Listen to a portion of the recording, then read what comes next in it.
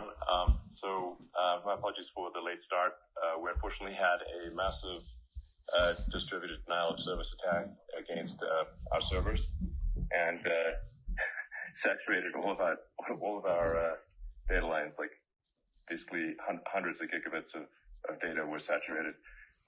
We think we've overcome most of that, and so it's now time to proceed. But as this massive attack illustrates, there's a lot of opposition to people just hearing what President Trump has to say, and but I'm honored to have this conversation. I want to emphasize it's a conversation, and it's really intended to just get a feel for what Donald Trump is just like in a conversation. So it's hard to catch a vibe about someone if you just don't hear them talk in a normal way. And when there's an adversarial interview, like no one's themselves in an adversarial interview. And this is really aimed at kind of open-minded, independent voters who are just trying to make up their mind. So you can understand like what is what is it just like to have a conversation? So honored to Donald, great to speak. We had a great conversation yesterday. As you mentioned yesterday, if we could just record that conversation and post it, it would have been excellent. I hope we can have something like that today.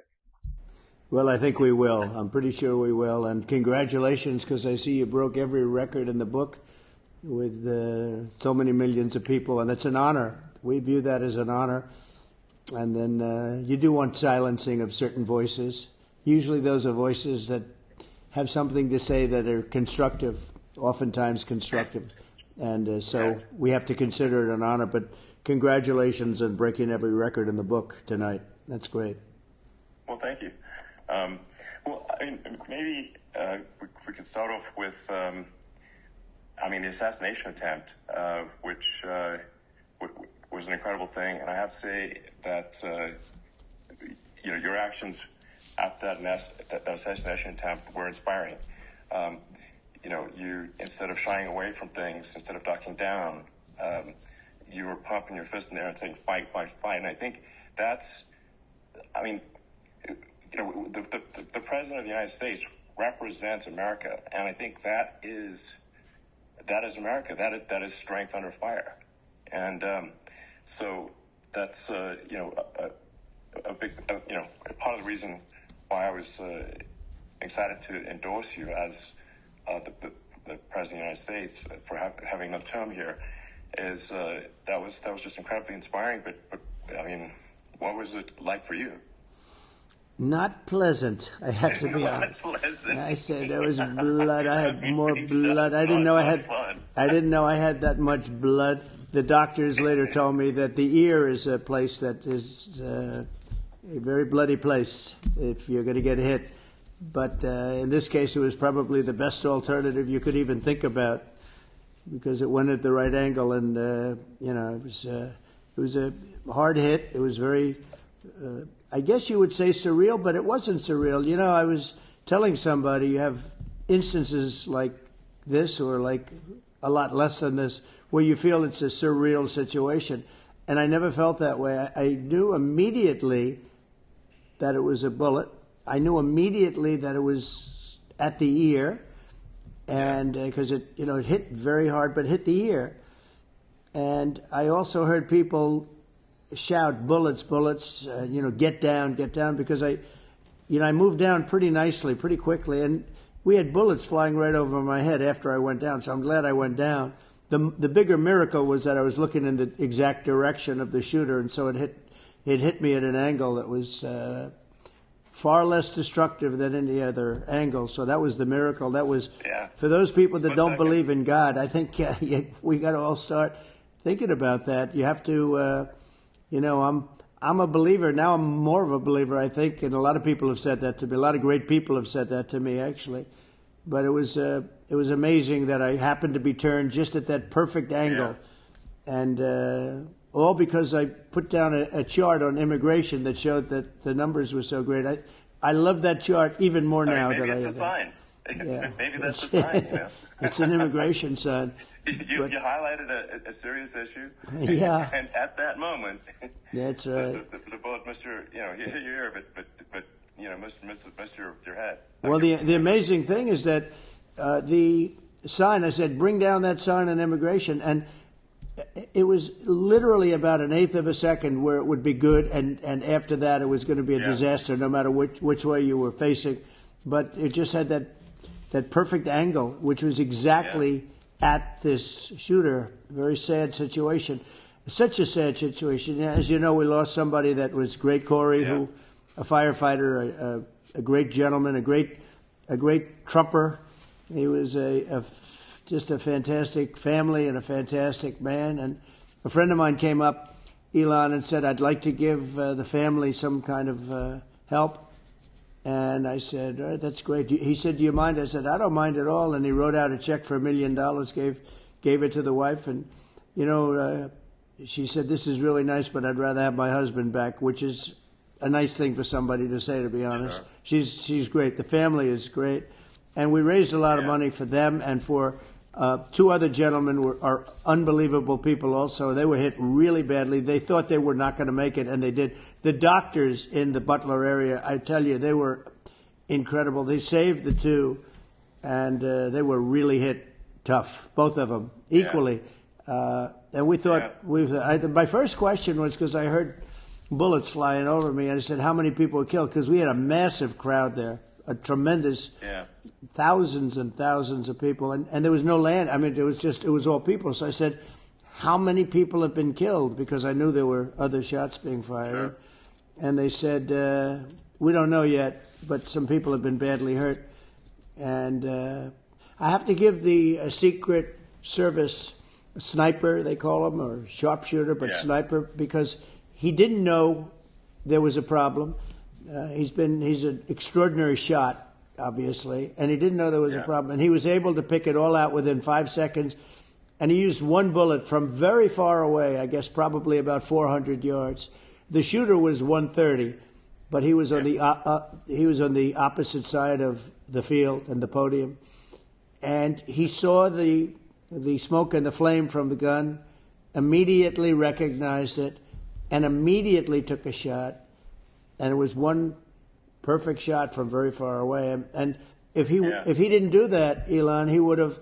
I mean, if he would have, a lot more people could have been badly hurt and killed. Yeah. So I have to take my hat off to him, because that's also a surreal. You know, he's been with them for 23 years, and he's never had anything like this. And all of a sudden he has to act, and it's a very tough thing to act and to be shooting somebody.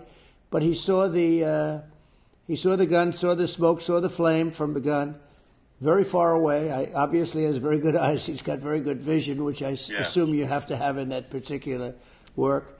But he took aim very quickly, and they say it was approximately 5 seconds from long range, one bullet.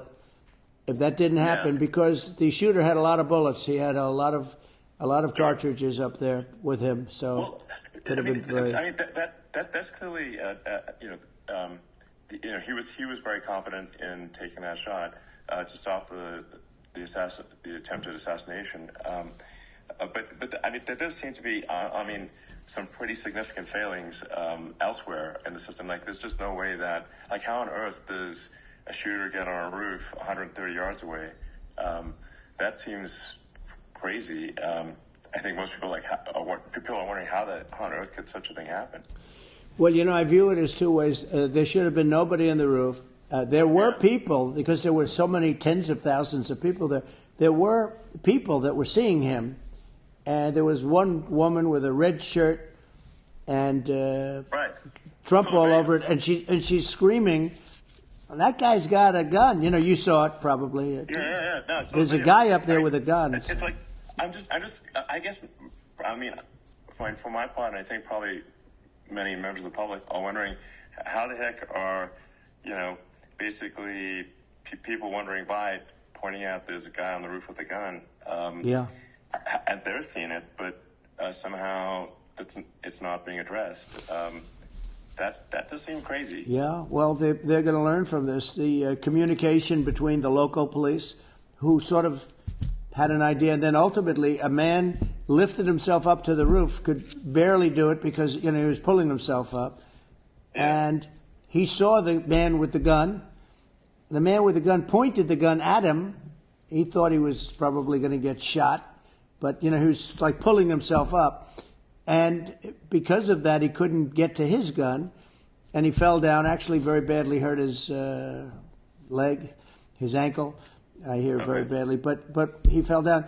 And he did, from what I understand, he did say, there's a guy up there with a gun. And the shooting started very quickly after that. I think it forced the shooter to go maybe quicker. He was supposed to be a very good shot. My sons, Don and Eric, they can't believe what happened, but they said from 130 yards, a bad shot would hit that target almost every time. They said it's like in golf, sinking a 2-foot putt. Yeah, it's not a tough shot. No, it's not a long shot. The Secret Service person had the long shot. He had triple the distance actually. So it was a terrible thing.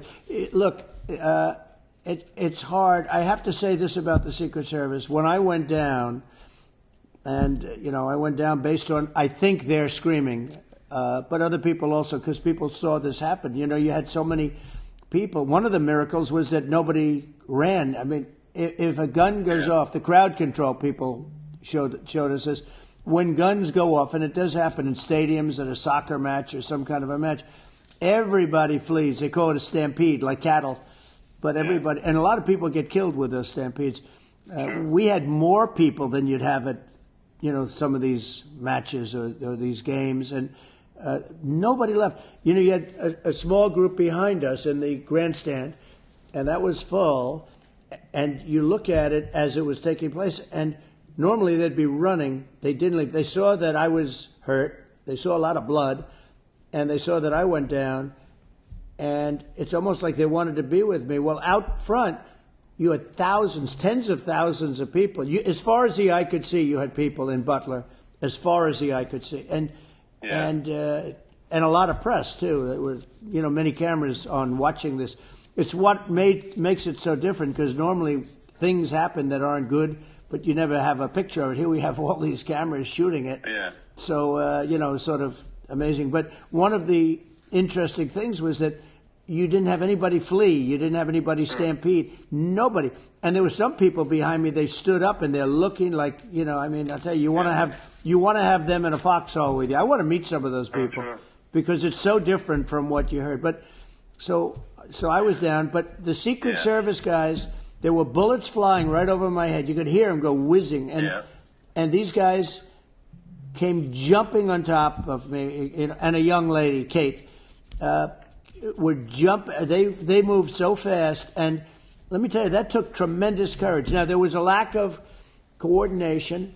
There was, obviously everybody understands that that building should have been covered. Yeah, and I think that was the big thing. Looking at the aerial views, that building would be like the number one spot for a sniper. It's like if you were to pick what is the favorite, if the goal is to assassinate, what's your favorite spot? That building, the roof of that building. You're right. Number one. That would have been the spot. You can ask for a better location. It's number one. No, that would have been the spot. What people think is when the local policeman, who, by the way, he really, he did what he was supposed to do. He couldn't hold on any longer. Yeah. And then when he got his head just peeking above, this guy standing there with a gun at his head, and when he fell down, again, hurt his ankle very badly, but he was making the calls. But what happened is the firing took place very soon. So what they think is that this guy ran to his site, which he had all planned out with the gun. He ran to the site, and he started shooting fast, and maybe that's why he sort of missed. I mean, but as you said, he got me, but it could have been a much bigger problem. But he totally would have hit if you hadn't turned your head. So, there was it was a very near thing. So it was a miracle. If I hadn't turned my head, I would not be talking to you right now. As much as I like you, I would not. I would not be talking.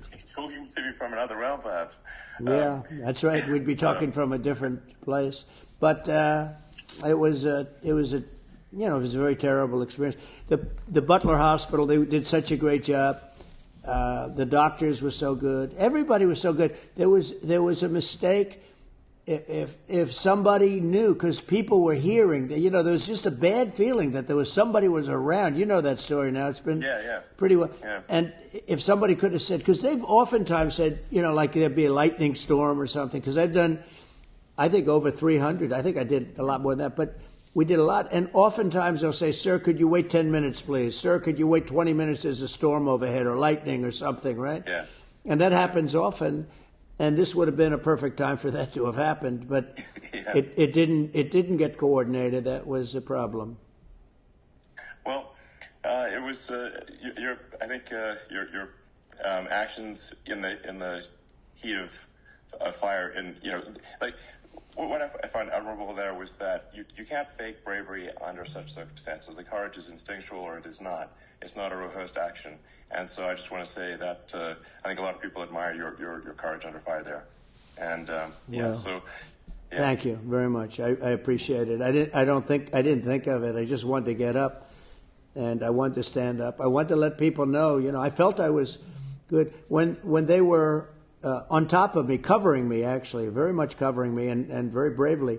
But I wanted to get up. I said, I want to get up, and they wanted, they have everything there. They wanted stretcher. I didn't like the stretcher. And I knew I was hit in the ear, but I knew I wasn't hit anywhere else. They felt I was hit someplace else because it was such a lot of blood. And they were sure that I was hit someplace else. And they were saying, sir, you were hit in more than the ear. I said, nope, I was hit in the ear. I want to get up. Let me get up. And so I got up, and the crowd didn't know what to think. I mean, this was so many people, and you could see they were confused. They didn't know what to think. And I wanted to let them know I was okay. It was very important for me to let them know that. And they went wild. You've seen the after. They didn't go wild when I got up because they didn't know, was I alive? You really couldn't tell. When I stood up before the fist in the air, they didn't know if I was alive. Nobody did. And when I put the fist up, they were just relieved and happy and thrilled, and the place went crazy.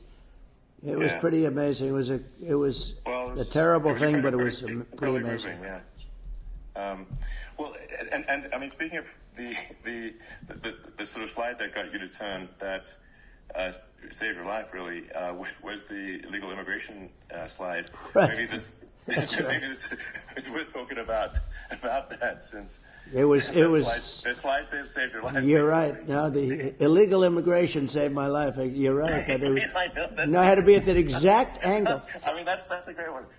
saved by illegal immigration. The incredible thing, though, when you talk about the odds, you had to be exactly at that angle. But the incredible thing is that the chart, I used it less than 20% of the time. It was just a moment. It's always on my left, never my right, and it's always at the end of the speech.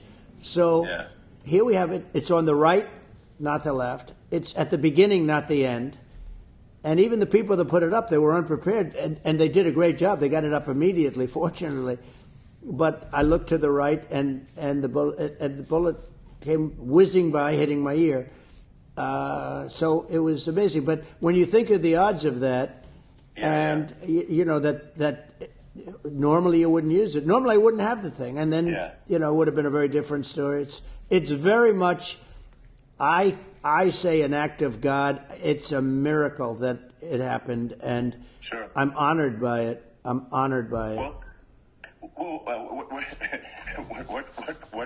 were you about to say about illegal immigration before you were rudely interrupted with a bullet? Well, I was going to say how good the numbers were. By the way, we're going back to Butler. And we're going to go back in October. We're all set up, and the people are fantastic in Butler. It's a great area. These are incredible people. Like the three that, in the case of Corey, killed, and the other two, the families I got to know them a little bit, and the families are great. But we're going back to Butler, And I think I'll probably start by saying, as I was saying, as you were saying, prior to being so horribly interrupted. But so rudely interrupted by an assassination. Yeah, so it was. But the chart, Elon, the chart was just a chart that in my last week we had the best illegal immigration numbers, meaning stopping. It was at the lowest. You've seen the chart. It's become quite a famous chart. But that was the lowest point ever recorded. It was a really, I was very proud of those numbers. And then you see what happened with these people, Kamala and Joe. You see what happened. They just let it go. I had Remain in Mexico policies. I had all these different policies that were so good. Guys like Tom Homan and Brandon Judd from Border Patrol. These are all people that they've been on television. They said it's the best numbers we've ever had. We had so many different checks. Catch and release in Mexico, not the United. We had catch and release in the United States. We had it in Mexico. We had so many things. We had things where many people come in there, they have contagious diseases.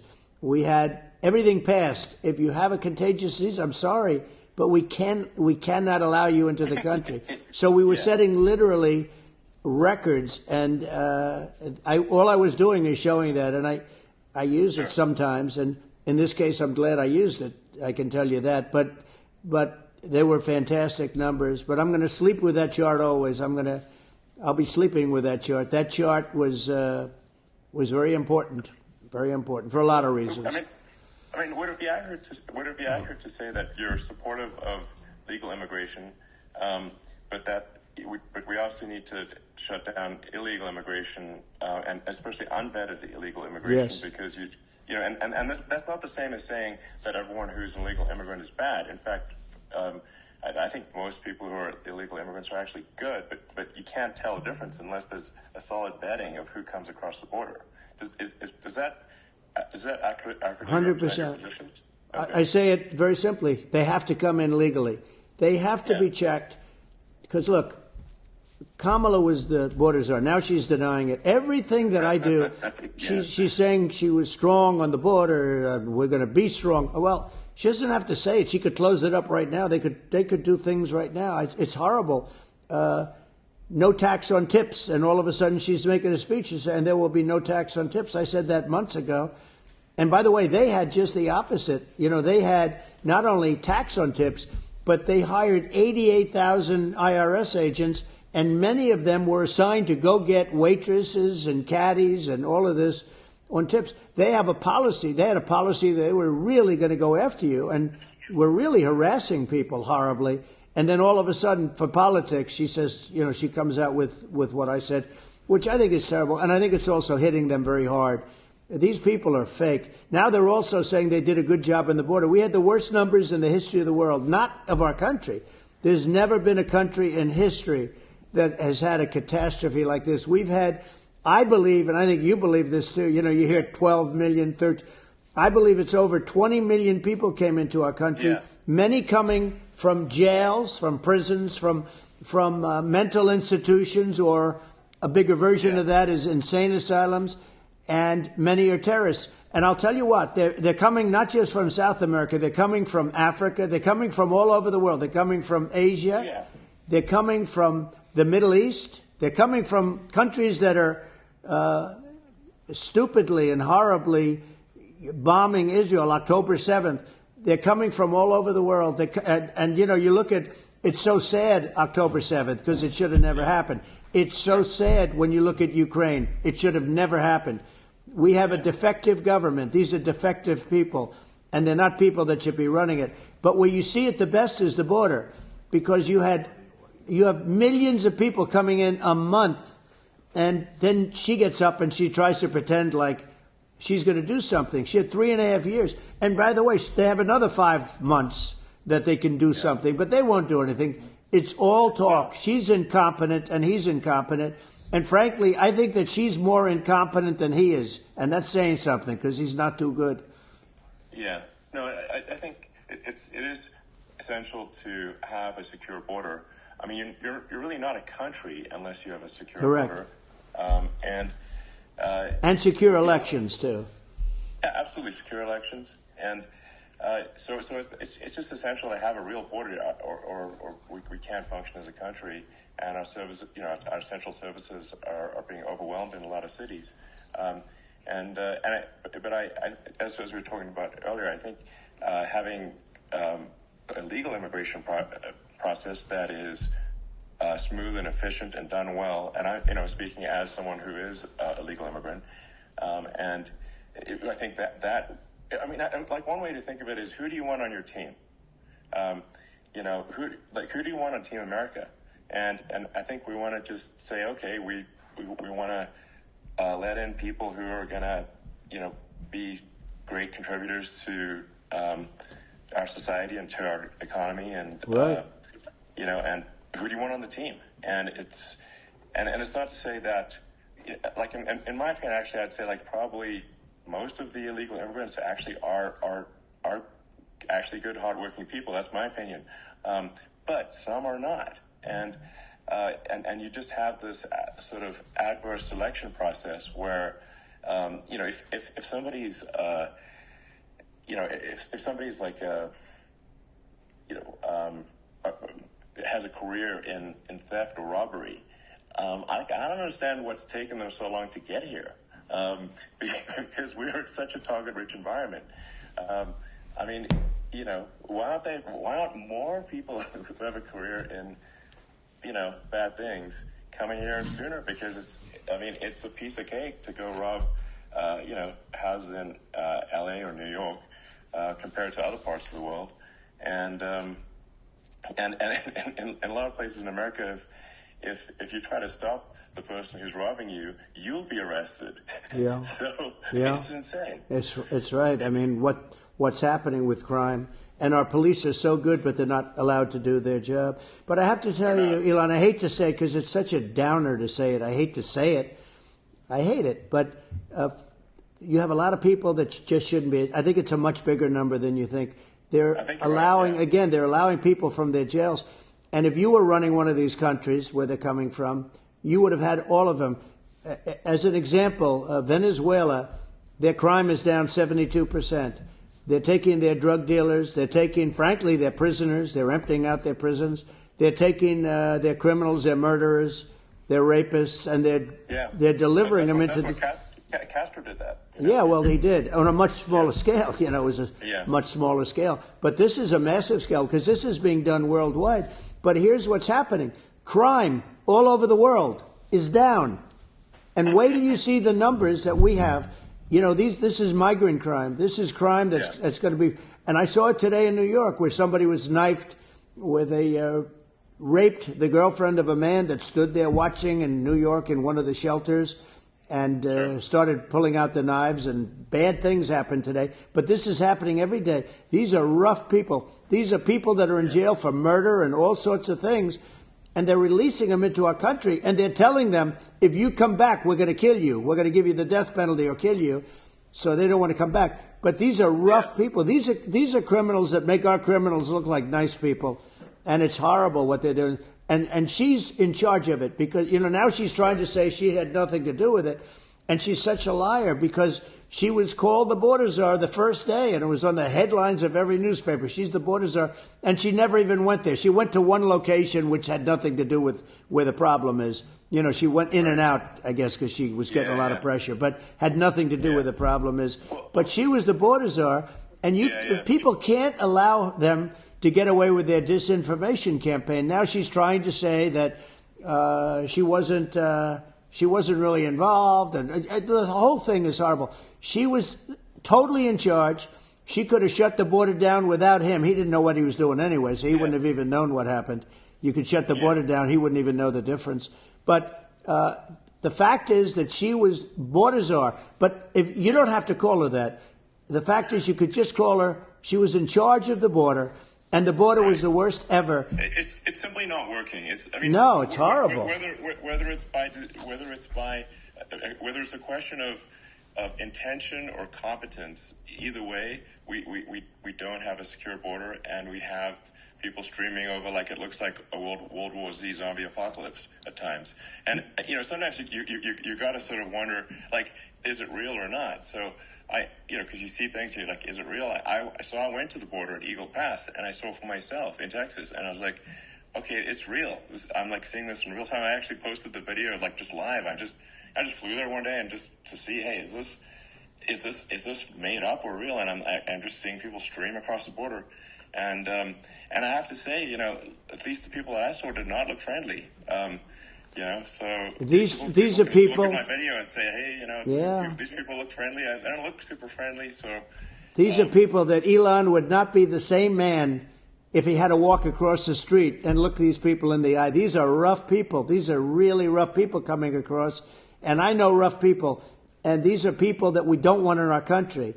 And, the caravans are coming in, and they're putting, and who's doing this are the heads of the countries. And you would be doing it, and so would I. And everyone would say, oh, what a terrible thing to say. The fact is, it's brilliant for them because they're taking all of their bad people, really bad people. And I hate to say this, the reason the numbers are much bigger than you would think is they're also taking their non-productive people. Now, these aren't people that will kill you. We have enough of them. But these are people that are non-productive. They are just not productive. I mean, for whatever reason. They're not workers, or they don't want to work, or whatever. And these countries are getting rid of non-productive people in the caravans in many cases. And they're also getting rid of their murderers and their drug dealers and the people that are really brutal people. And they're coming into our country at levels that have never been seen before. And I saw an ad just before I got on the air. I'm walking over here, and I saw an ad by Kamala saying how she is going to provide border security. Where has she been for 3.5 years? For 3.5 years, we have 20 million people poured in. It's a terrible thing. Frankly, I think this is a fundamental existential issue for the United States. And if we have another 4 more years of open borders, and it's going to be even worse with another 4 more years, it's going to be even worse than it's been for the past 3.5 years. I'm not sure we've got a country left. You don't have a country left. Elon, if they get in, you will have 50 to 60 million people from all over the world, not South America only. We think of South America, we think of Honduras and El Salvador, Guatemala, and Mexico, the 4. But it's not that. It's everywhere. They're coming in from everywhere. And I had to stay in Mexico. This is a super important point. People, it's like, basically, when I went down there, I was like, well, where are people from? It's like almost no one was from Mexico, to be clear. No, Mexico less than the others. It's just the border with Mexico, but the people coming in, it's Earth, the rest of Earth. and America is only, about 4 or 5% of the population of Earth. It would only take a few percent of the rest of Earth to overwhelm everything in the U.S. We're already overwhelmed, Elon. We're overwhelmed.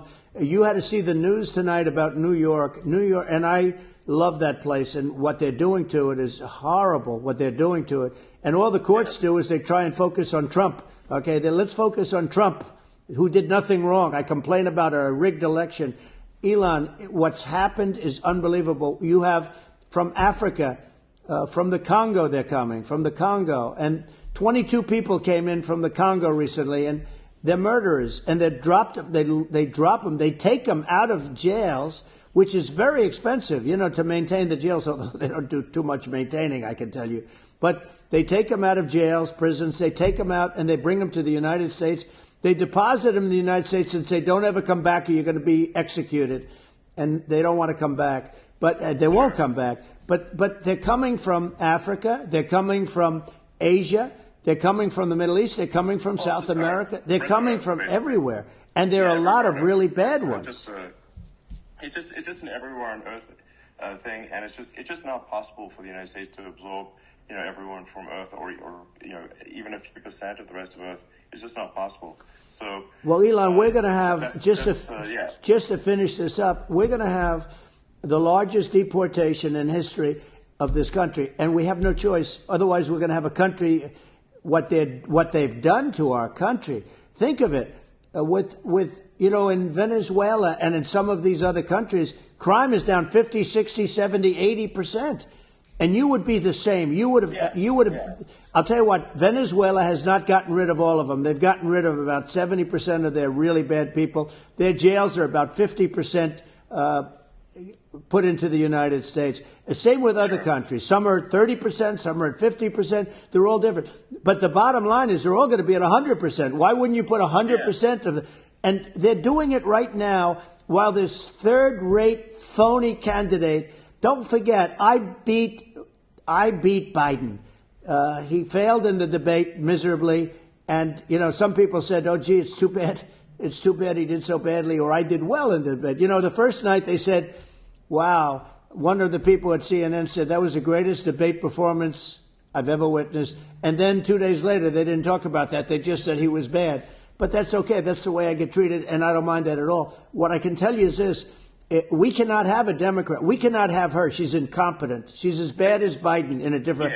Look, she hasn't done an interview since this whole scam started. And say what you want. This was a coup. This was a coup of a president of the United States. He didn't want to leave, and they said we can do it the nice way or we can do it the hard way. They just took him out back behind the shed and basically shot him. What they did with this guy, and I'm no fan of his, and he was a horrible president, the worst president in history. And one of the reasons he was so bad, first of all, the Israeli attack would have never happened. Russia would never have attacked Ukraine, and we'd have no inflation. And we wouldn't have had the Afghanistan mess, if you think of it. And we wouldn't have had Afghanistan. But think of it. You take a few of those events away, and we have a different world. We would also have no inflation was caused by oil. I think you're making an excellent point here, which is that when other countries that are thinking about invading or doing bad things, when they're thinking about that, they're thinking about, okay, what's the American president going to do? And do they fear the American president, or is it someone they do not respect and do not fear? And I think they would rightfully be. I mean, but let's look at the footage of the assassination. They're like, okay, President Trump is like, don't mess with me. I mean, that's like.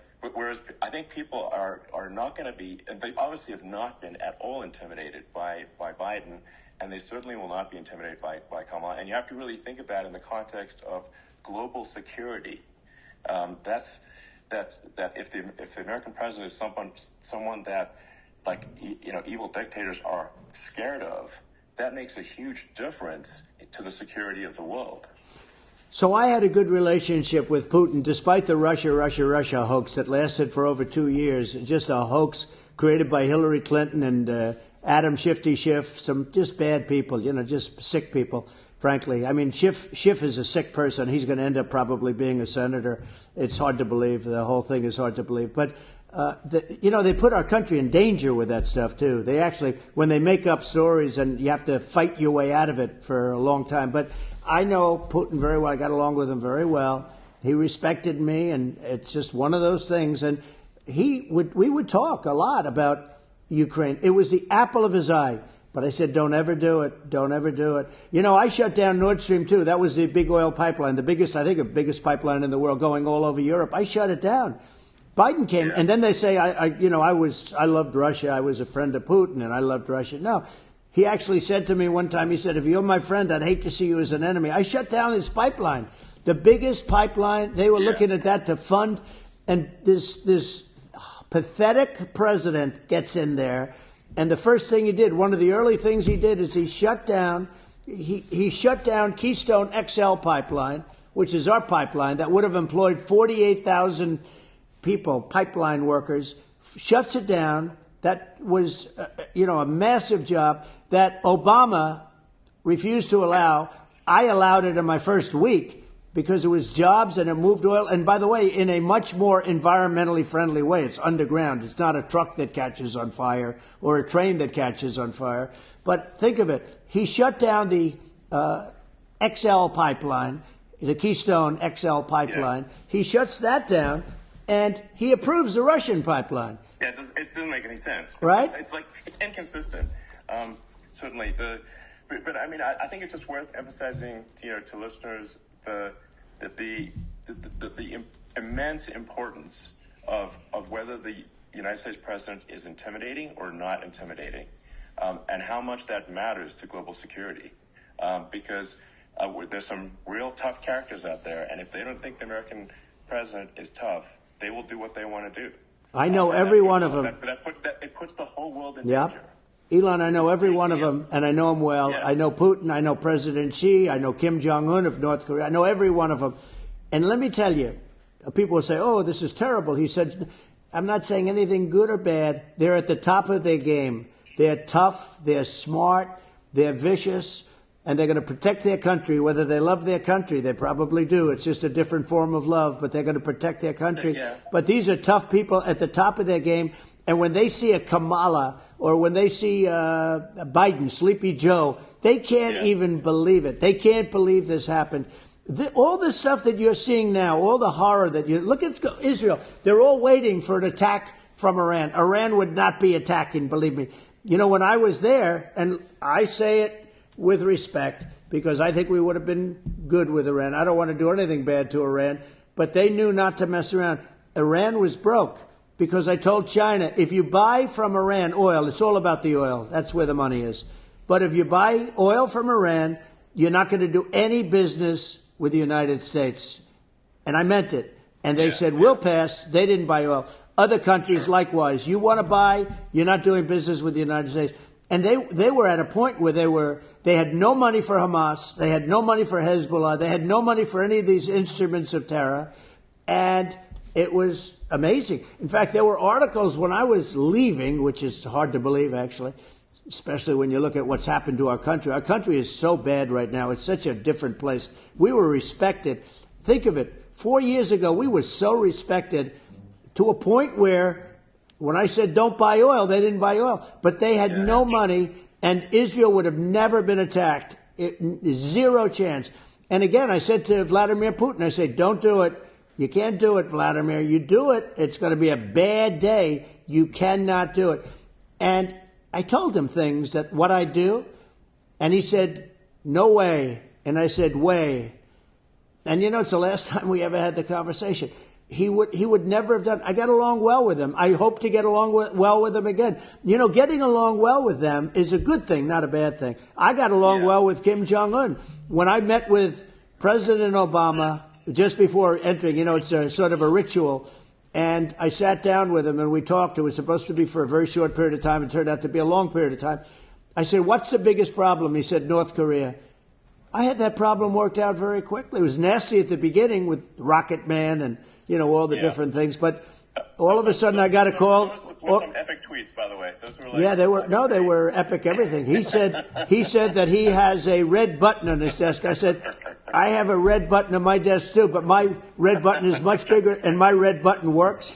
And then I called him Little Rocket Man of Little Rocket Man. Anyway, here's the bottom line. All of a sudden I got a call from him and they said they want to meet. They want to meet me. And we met, as you remember, we met in Singapore. We met also in Vietnam. And I got along with him great. We were in no danger. But President Obama thought we were going to end up in a nuclear war with him. And let me tell you, he's got a lot of nuclear stuff, too. He's got plenty of nuclear. He can do plenty of damage.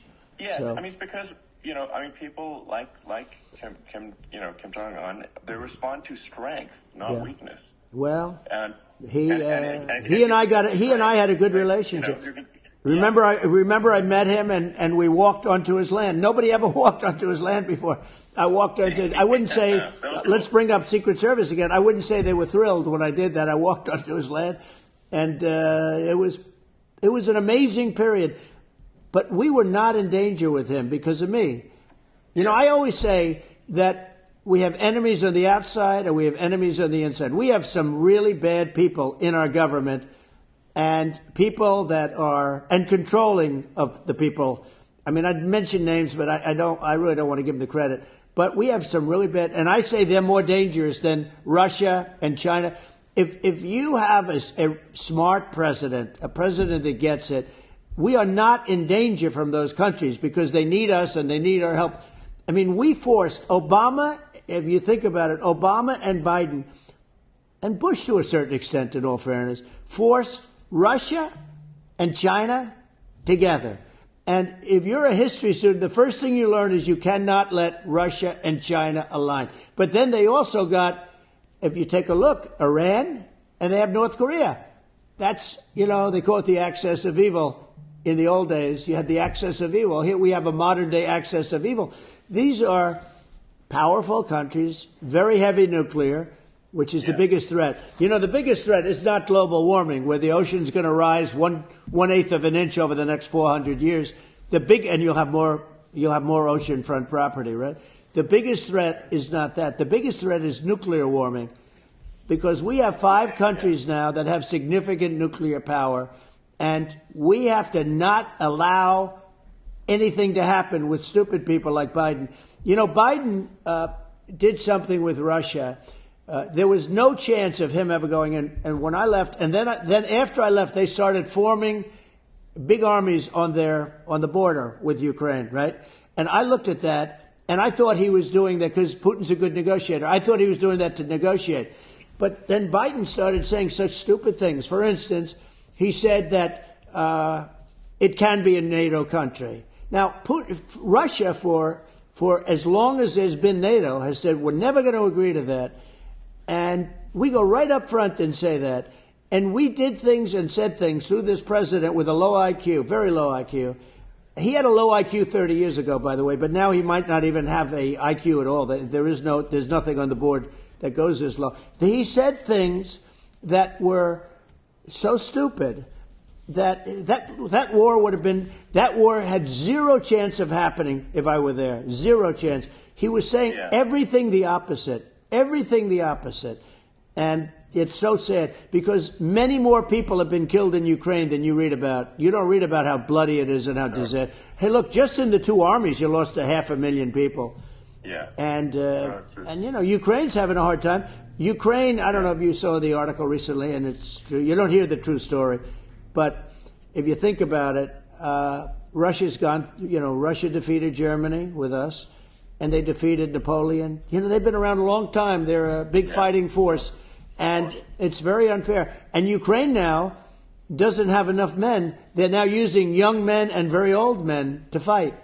And we're in a very bad position, and I'm not going to blame exclusively, but I can tell you I could have stopped that, and a smart president could have stopped that. It wouldn't have happened.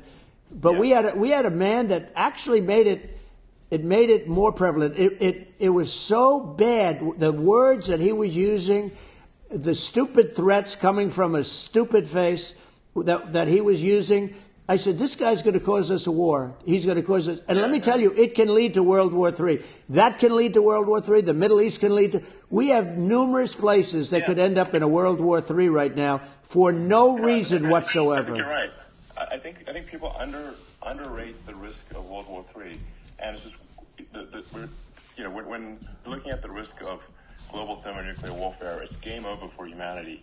And, it's something that people have, I think, after the end of the Cold War, people have become complacent about, but they actually have forgotten that there are currently a lot of nuclear missiles that have targeting parameters for the United States from other countries. 100%. And one of the things we're going to do is we're going to build an Iron Dome over us. Israel has it. We're going to have the best Iron Dome in the world. We need it, and we're going to make it all in the United States. But we're going to have protection. Because it just takes one maniac to, start something. We're going to have protection. And we're going to have, why shouldn't we have an Iron Dome? Israel has one. Some other places have one that nobody even knows about, frankly. But Israel has it. We're going to have an Iron Dome. But, with all of that being said, to me that's so important, the most important. But with all of that being said, the election's coming up and the people want to hear about the economy and the fact that they can't buy groceries because they don't have enough money to buy groceries. The inflation has killed them. Food prices are up 50, 60, even 100% in some cases. And this stupid administration allowed this to happen. And it's a shame. And that's the thing that people most care about, in my opinion. They care about the border a lot. And we discuss the border at great length. It's nice to have a forum like this where I can discuss something at length. And by the way, you think Biden could do this interview? Do you think that Kamala could do this interview? They would take a pass on you. So they don't need Elon. They don't need Elon screaming out questions. It's pretty sad when you think that somebody that does this for a living can't answer a question or is afraid to do an interview. And in her case, with a very friendly interview, she's got all friendly interviewers. Yes, it's pretty absolutely. sad. But the big thing now is the economy, Elon. And as much as, I mean, I view nuclear as the single most important thing, but a lot of people don't. A lot of people don't understand that. But it doesn't have to. If I understand it, that's all you need. Because if I was president, you're not going to have that kind of a problem. But the thing that they really is making them angry is what Kamala and Biden have allowed to happen to the economy. It's a disaster with inflation. The inflation, it doesn't matter what you make. The inflation has eaten you alive. If you're a worker or if you're just a middle income person, you can't afford. 4 years ago, 5 years ago, people were saving a lot of money. Today, they're using all their money and borrowing money just to live. It's a horrible thing that's happening. And we'll end that quickly. Yeah. A lot of people just don't understand where inflation comes from. Inflation comes from government overspending because the checks never bounce when it's written by the government. So if the government spends far more than it brings in, that increases the money supply. And if the money supply increases faster than the rate of goods and services, that's inflation. So really, we need to have we need to reduce our government spending. And we need to re-examine. I think we need like a government efficiency commission to say like, hey, where are we spending money that's sensible? Where is it not sensible? Right. And we need to live within our means. We're currently adding, I think, $1 trillion to the deficit roughly every 100 days. That's right. And the interest payments on the national debt have now exceeded the defense budget. It's on the order of $1 trillion. It's interest. And it keeps growing. Yeah, I rebuilt our military, largely rebuilt our military, did a great job on it, which was so important. We had jets, we had fighters that were, and bombers that were 70 years old. We did a great job in that. Then we gave 85 billion of it back to Afghanistan, if you can believe it. We gave them 85 billion. They're one of the largest sellers of military equipment in the world. They're selling what we gave them. That was one of the most embarrassing days in the history of our country. But if you think about, let's go back to the economy. We have to bring energy prices down. Energy started at the price of gasoline. Now, your cars don't require too much gasoline, so you have a good, and you do make a great product. I have to say, I have to be honest with you. That doesn't mean everybody should have an electric car, but these are minor details. But your product is incredible. But the gasoline, Elon, is the cost of energy. Not only gasoline, it's the cost of heating your house and cooling your house. That has to come down. It's gone up 100%, 150, and 200%, and that has to come down. When that comes down, and we're going to drill, baby, drill. They stopped drilling, and then they went back to drilling because they went back to the Trump policy. But if they won, the day after they get into office, this country will go out of business because they're going to go to an energy policy that's not sustainable. Wind and different things. You're not going to have anything. And I know you're a big fan of the AI, and I have to say that AI, and this is shocking to me, but AI requires twice the energy that the country already produces for everything. So we're going to have to build a lot of energy if our country will be competitive with China, because that's our primary competitor for this on the AI. You're going to need a lot of electricity. You're going to need tremendous electricity, like almost double what we produce now for the whole country, if you can believe it. Sure. Well, just going, back to this, like this basic thing, which that people try to make it sound complicated, but it's not. But inflation is caused by government overspending. Right. Would you agree that we need to take a look at government spending? Yes. And have perhaps a government efficiency commission that just tries to make the spending sensible, and so that the country lives within its means, just like a person does. The waste is incredible, and nobody negotiates prices. You used to have a lot of people making jets, and you end up with two companies, and they'll probably try and merge at some point. I wiped through it, like Air Force. Just a thing like Air Force One. One of the first documents they asked me to sign, a general said, "Sir, would you please sign this document?" And what is it? Air Force One. That's with Boeing, which is basically two planes, two 747s. and the price was $5.7 billion for 2 planes. Now they're highly sophisticated. They're even nicer than your plane, okay? But much more sophisticated. They're very, I won't say what's on it, but they got a lot of stuff on it. Anyway, but it's 5.7. That's a crazy number. It's a crazy number, but I said, I'm not going to pay 5.7. I'm not going to do it. I said, who made the deal? Obama and his people. I said, well, then I know the deal's no good. I'm not going to do it. And over a course of about 4 weeks, by my saying I'm not going to do it, I got the price reduced by $1.6 billion for the exact same plane, other than we had a nicer paint job, if you want to know the truth. But for the exact same plane, I saved one. And I said to Boeing, man, you guys must make a lot of money if you can reduce the price by that. But now what I do hear is that they're going back to the Biden administration and wanting big cost overruns, because they see these dopey suckers in there, and they'll end up getting some of the money back. But I shaved it by $1.6 billion for the exact same plane. And you can now take that and multiply that out times thousands of other items. Multiply it by a zillion. Yeah, the numbers are astronomical. I agree with you. Well, I think it would be great to just have a government efficiency commission that takes a look at these things and just ensures that the taxpayer money, the taxpayers' hard-earned money, is spent in a good way. And I'd be happy to help out on such a commission. If I'd love it.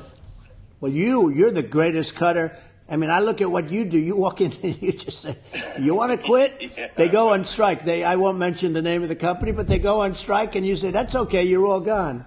You're all gone. So every one of you is gone, and you are the greatest. You would be very good. Oh, you would love it. But, if you look at Argentina... I'd be happy to help out. Yeah, by the way, congratulations. I just looked at the number of people that are listening to you and I chat. We'll call it a chat. But congratulations. This is very good.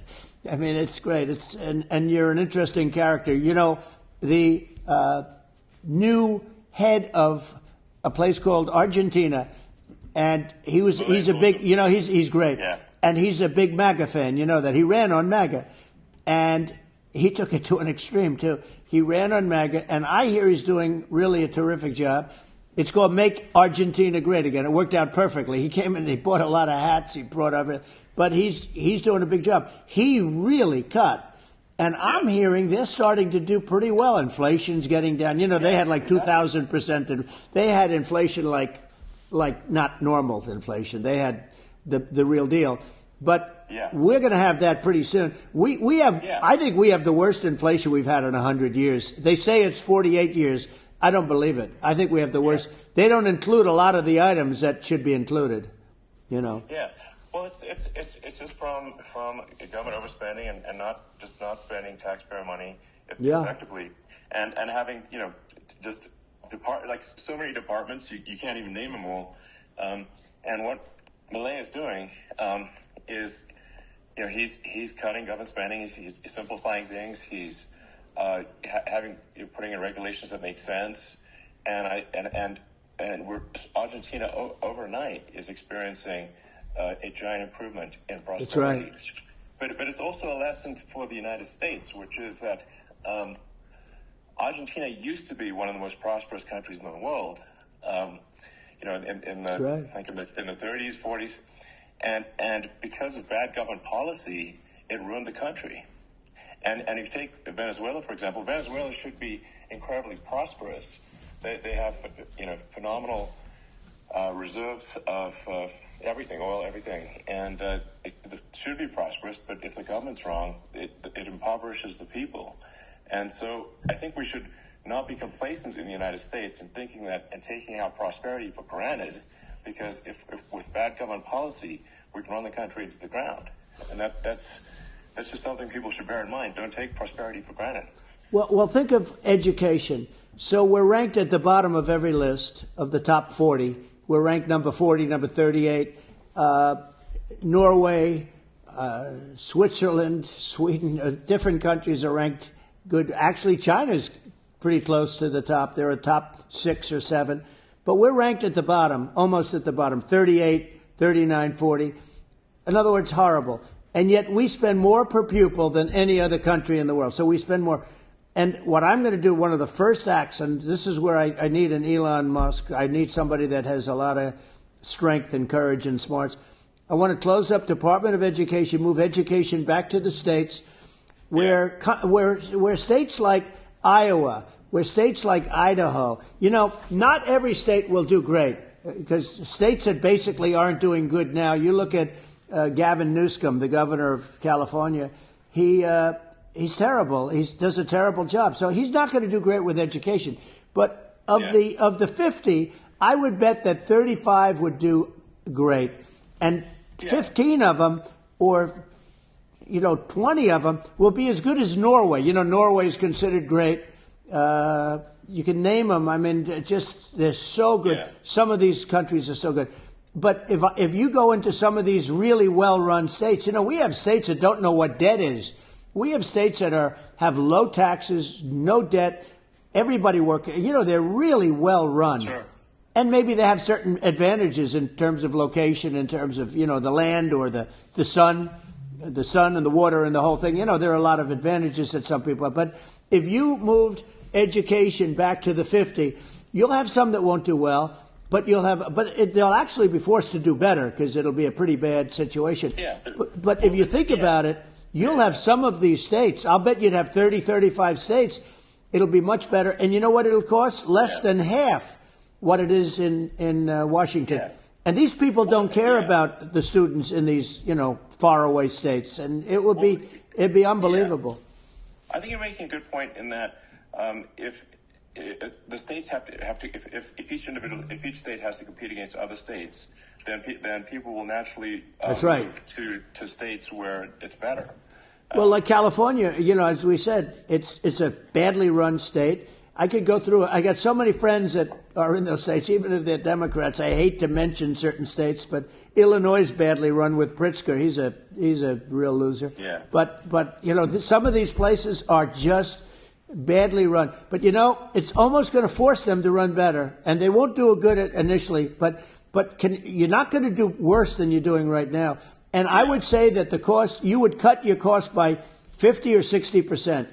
And you'd have a little monitor. You want to make sure they're teaching English, as an example. Right. Give us a little English, right? Sure, yeah. No, right? I mean, some of these governors are doing so badly. I mean, they got so many people moving out of their state. They should get U-Haul Salesman of the Year award because they're driving so much U-Haul sales. It's actually amazing.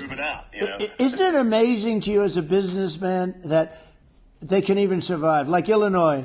So many people are leaving, and you wonder, how do they survive? I mean, how do they survive? I saw where you left California, and you moved to Texas. Texas does a great job. But, I just wonder, how do these states survive when big businesses, a big oil company just left California, as you know, and they moved to Texas. How do these big states survive when they lose so many businesses? And their taxes are already really high. The taxes are among the highest taxes. You almost wonder, how do they continue on? And in many cases, the governors don't do a good job, and they're crime-ridden places. You wonder, how do they continue to just go on? It's not a good situation. I mean, I think the only thing that's going to force some of these states to change is if they risk bankruptcy and they're not getting bailed out by the federal government. Right. Well, that's you're going to have that.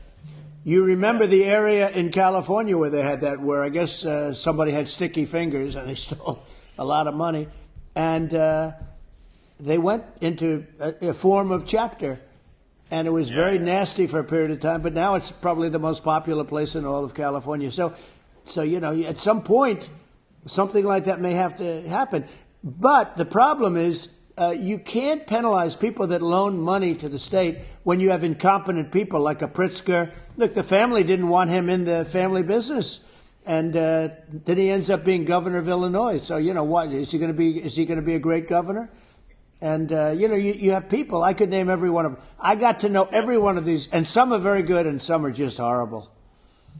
Well, I think that the larger point here too, as you're saying, a lot of people are concerned about the economy. A lot of people are concerned about inflation. And inflation is effectively a tax on people that save money and for people that are working day to day. It's just a form of taxation. And if we can solve the government spending problem, we'll solve the inflation problem, which means people will have a better standard of living, and that's a really big deal. Well, the people that got hurt worst are the people that did it the way they were taught to do it all through, their younger life and their young life and their whole life. The people that saved money, and then they got no interest on their money, and inflation destroyed them.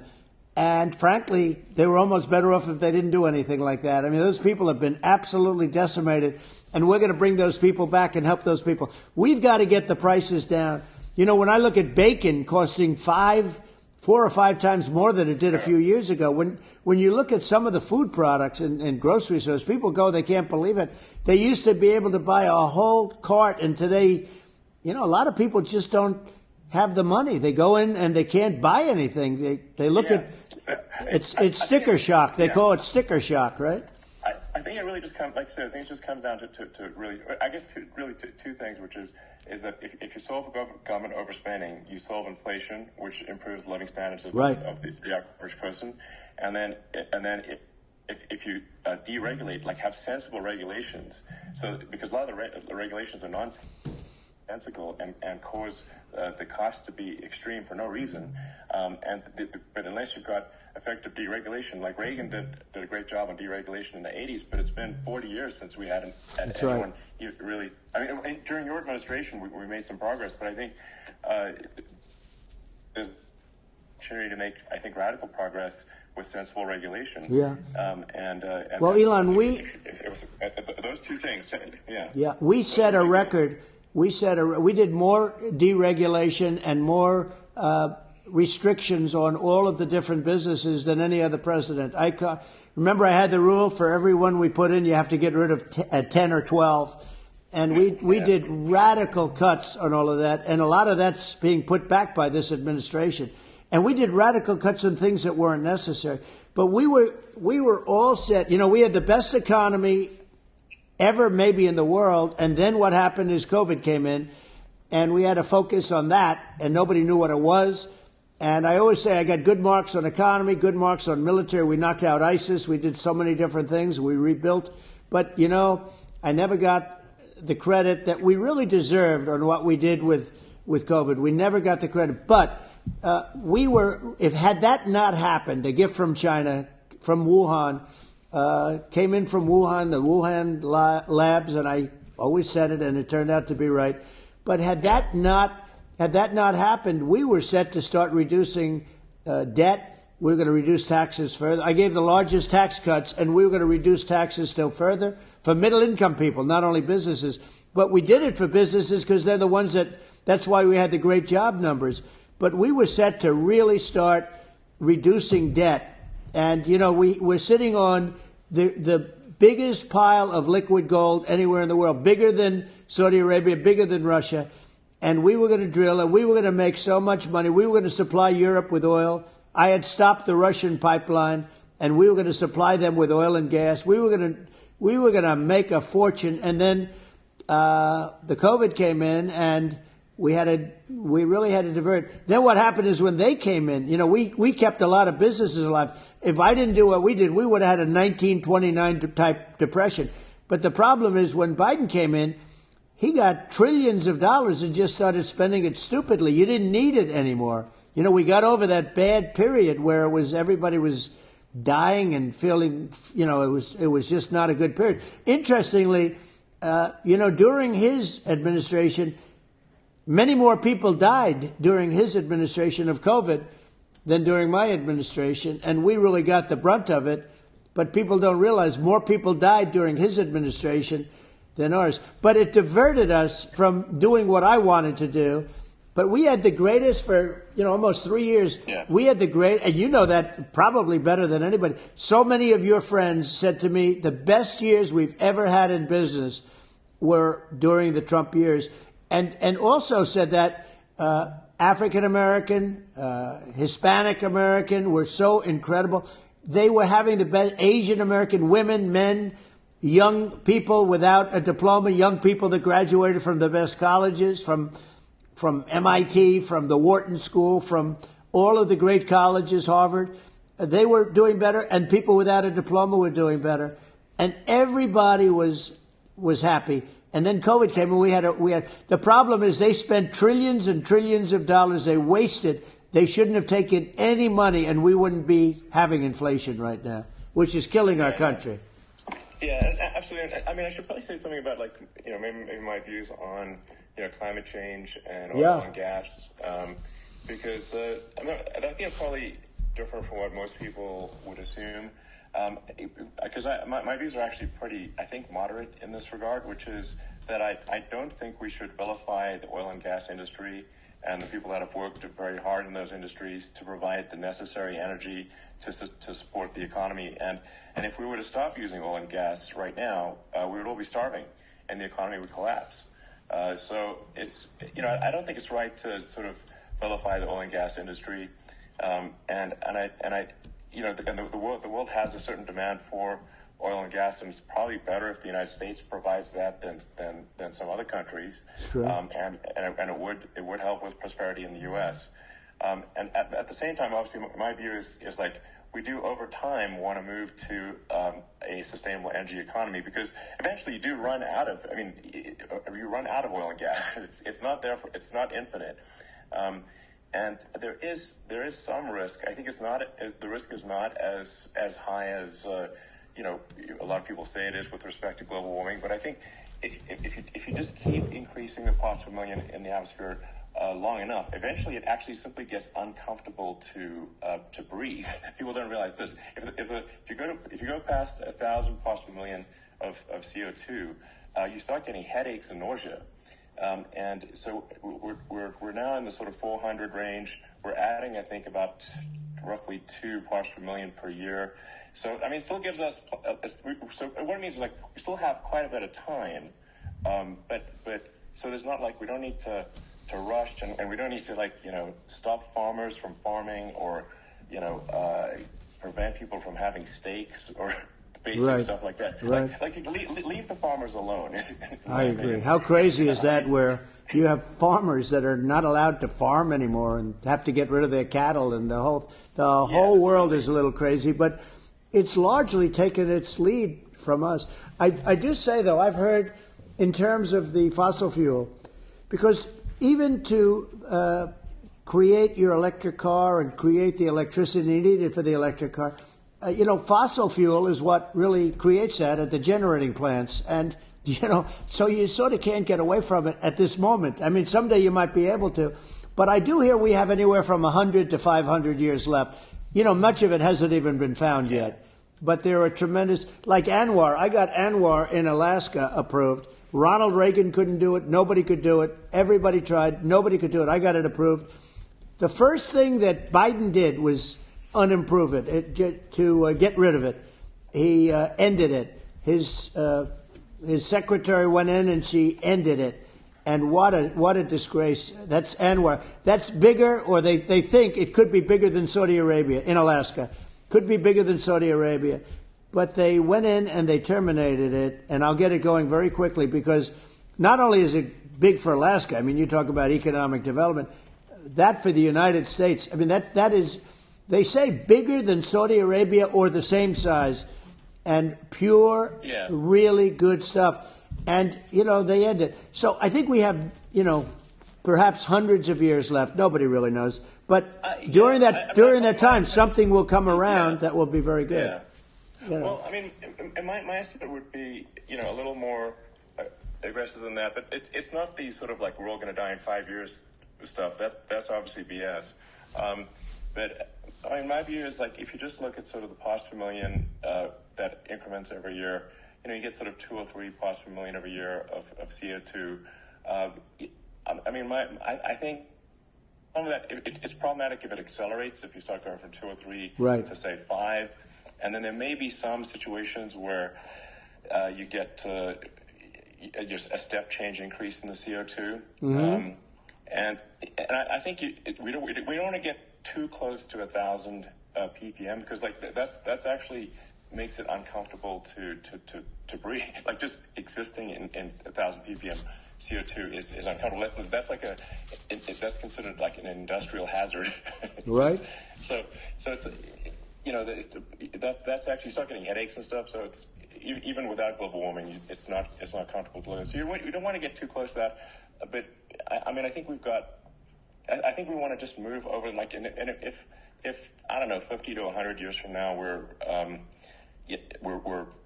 I don't know, mostly sustainable. I think that'll probably be okay. So it's not like the house is on fire immediately, but I think it is something we need to move towards. And on balance, it's probably better to move there faster than slower. But like I said, without vilifying the oil and gas industry, and without causing hardship in the short term, I think this can be done. Without, people can still have, a stake, and they can still drive gasoline cars, and sure. It's okay. It's like, it's not. I don't think we should vilify people for it, but I think we should just generally lean in the direction of sustainability. I actually think solar is going to be a majority of Earth's energy generation in the future, and it's certainly trending that way. Mm-hmm. And so you get the solar power, combine that with batteries, so because obviously the sun doesn't shine at night, and then you use that to charge the electric cars, and you have a long-term sustainable solution. And that's what Tesla's trying to move things towards, and I think we've made a lot of progress in that regard. But when you look at our cars, we don't believe that environmentalism, that caring about the environment should mean that you have to suffer. So we make sure that our cars are beautiful, that they drive well, that they're fast, they're sexy. I mean, they're cool. In fact, literally, I mean, the sexy joke, Model S, Model 3, Model X, and Y spells out sexy. It's probably the most expensive joke out there. Right. But I don't know. I like cheesy humor, So, but I'm a big fan of, like, let's have an inspiring future, and let's work towards a better future, and we do so without demonizing people. Right. I'm okay. It's very interesting. You use the word global warming, and today they use the word climate change because you have some places that go up, and so they were getting themselves in a little trouble with the word global warming because not every place is warming. Some places are going the opposite direction. But I'm sort of waiting for you to come up with solar panels on the roofs of your cars and on the trunks of the cars, and it just seems like something that at some point you will come up with. I'm sure you'll be the first.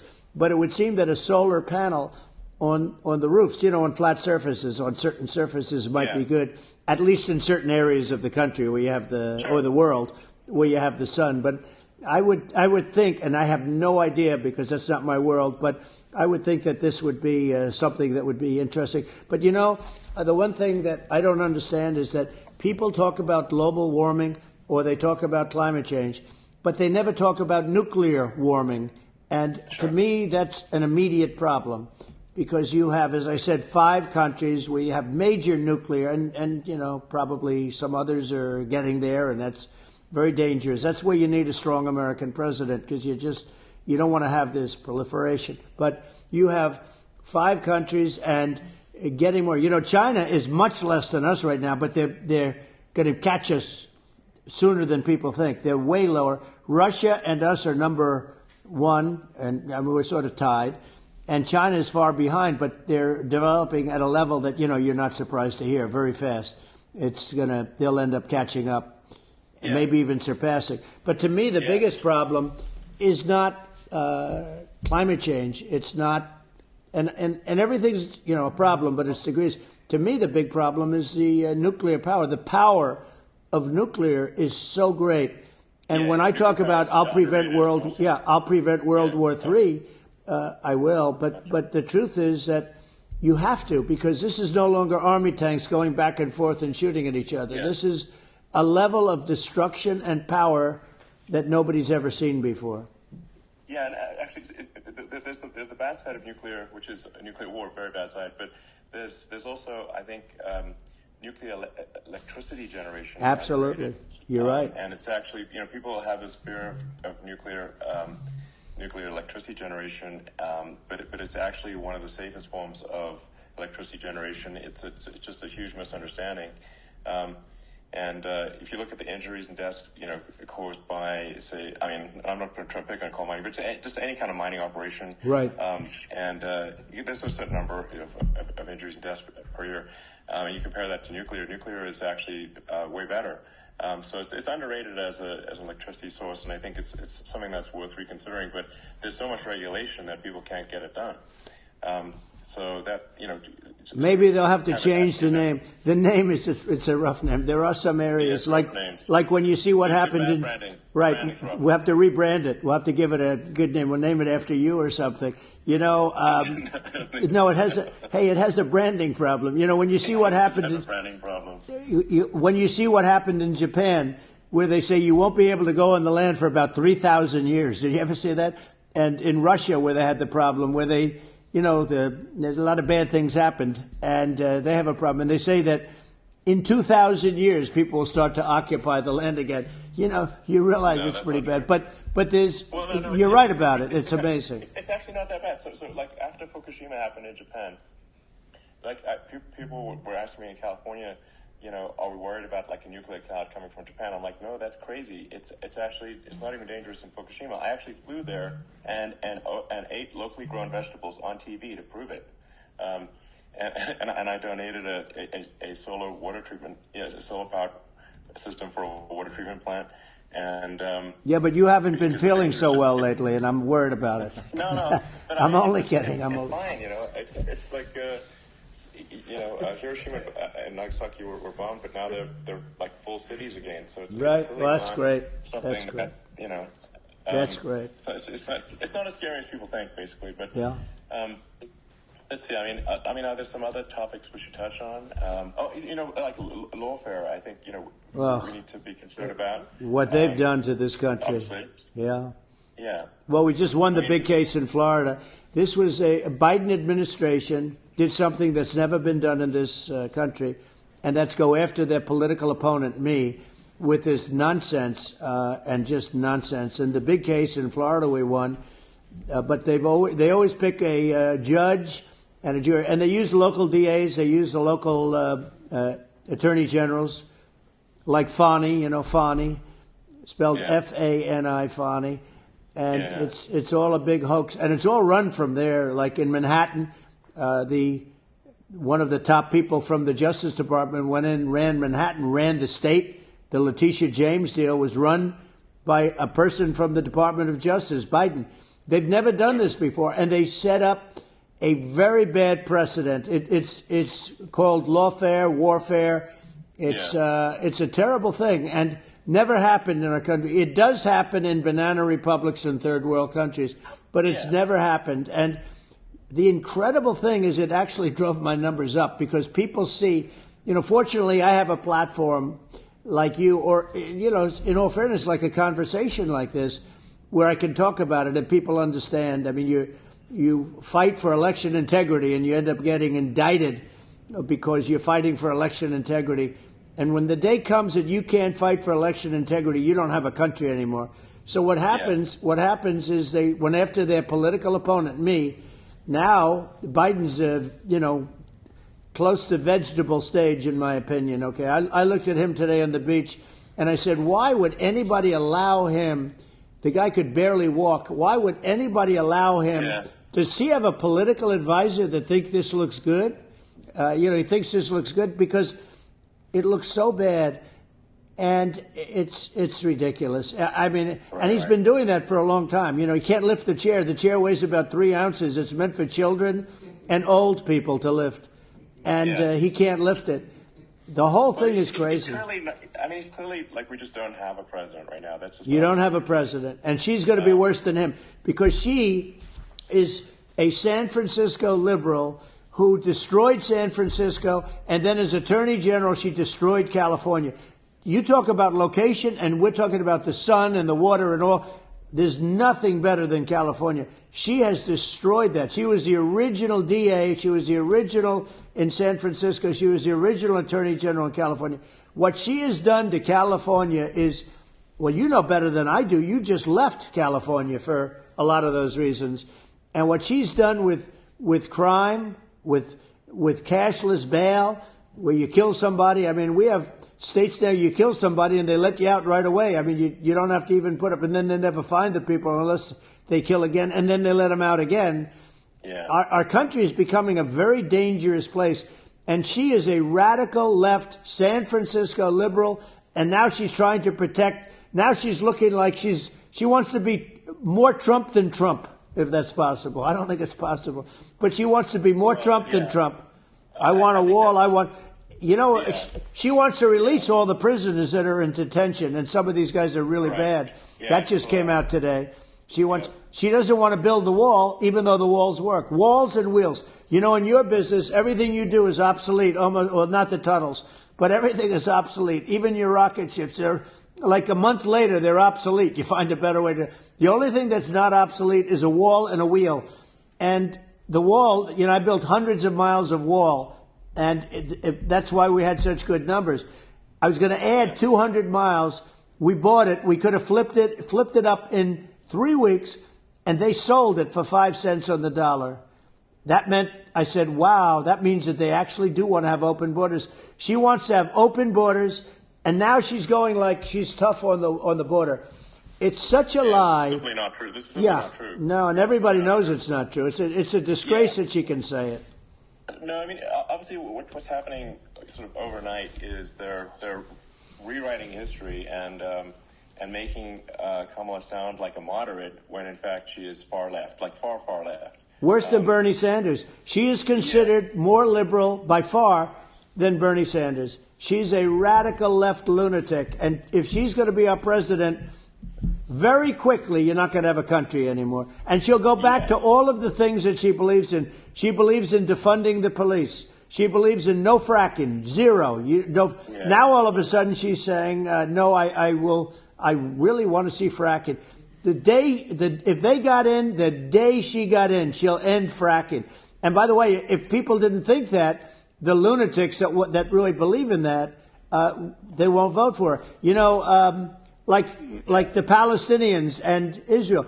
She is so anti-Israel, and she's bad for both. Biden actually did something that was impossible. Both sides hate him, both sides. Yeah. That was a hard thing to do, unification. Yeah, no. I mean, Netanyahu came to give a talk to a joint Senate and House sitting, and I was there, and Kamala stood him up. What does that say? I think it's highly disrespectful. And I say, if you're a Jewish person or if you believe in Israel, if you're a person that, is very pro-Israel, if you vote for her, it's worse than Biden. And Biden was bad. But if you vote for her, you ought to have your head examined. And you see tonight, I mean, as we're doing this, I'm seeing reports coming that they expect an attack tonight or tomorrow from hundreds and maybe thousands of rockets.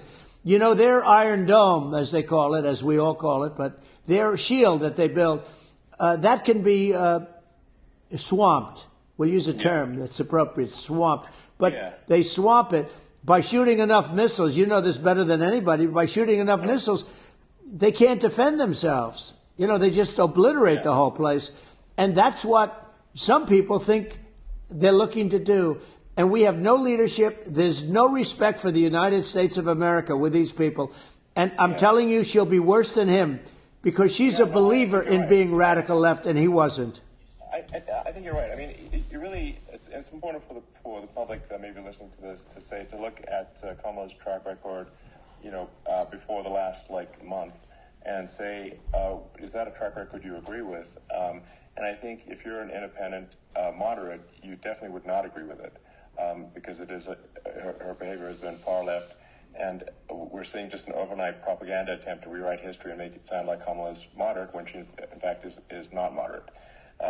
Well, her running mate signed into legislation, tampons in boys' bathrooms. Okay. Yeah. Now that's all I have to hear.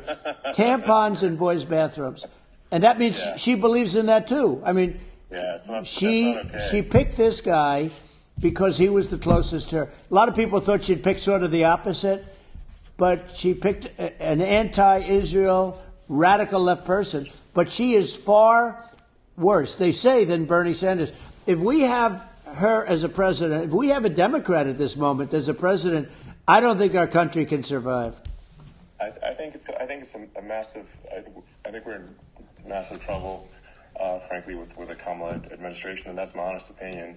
And I think really it's essential that you win for the good of the country for this election. And I mean, I'm just stating my opinion. Now, you know, you may have seen this, but I got a letter from the EU Commission, like saying, you know, to not have disinformation on during this discussion that we're having, and you know, there's a lot of attempts to do censorship and to force censorship even on Americans from other countries, and you know, what do you think about that? Well, I know the European Union very well. They take great advantage of the United States in trade, as you know. We, through a different forum, NATO, we protect them, and yet if you build a car in the United States, you can't sell it in Europe. You just can't sell it. It's impossible.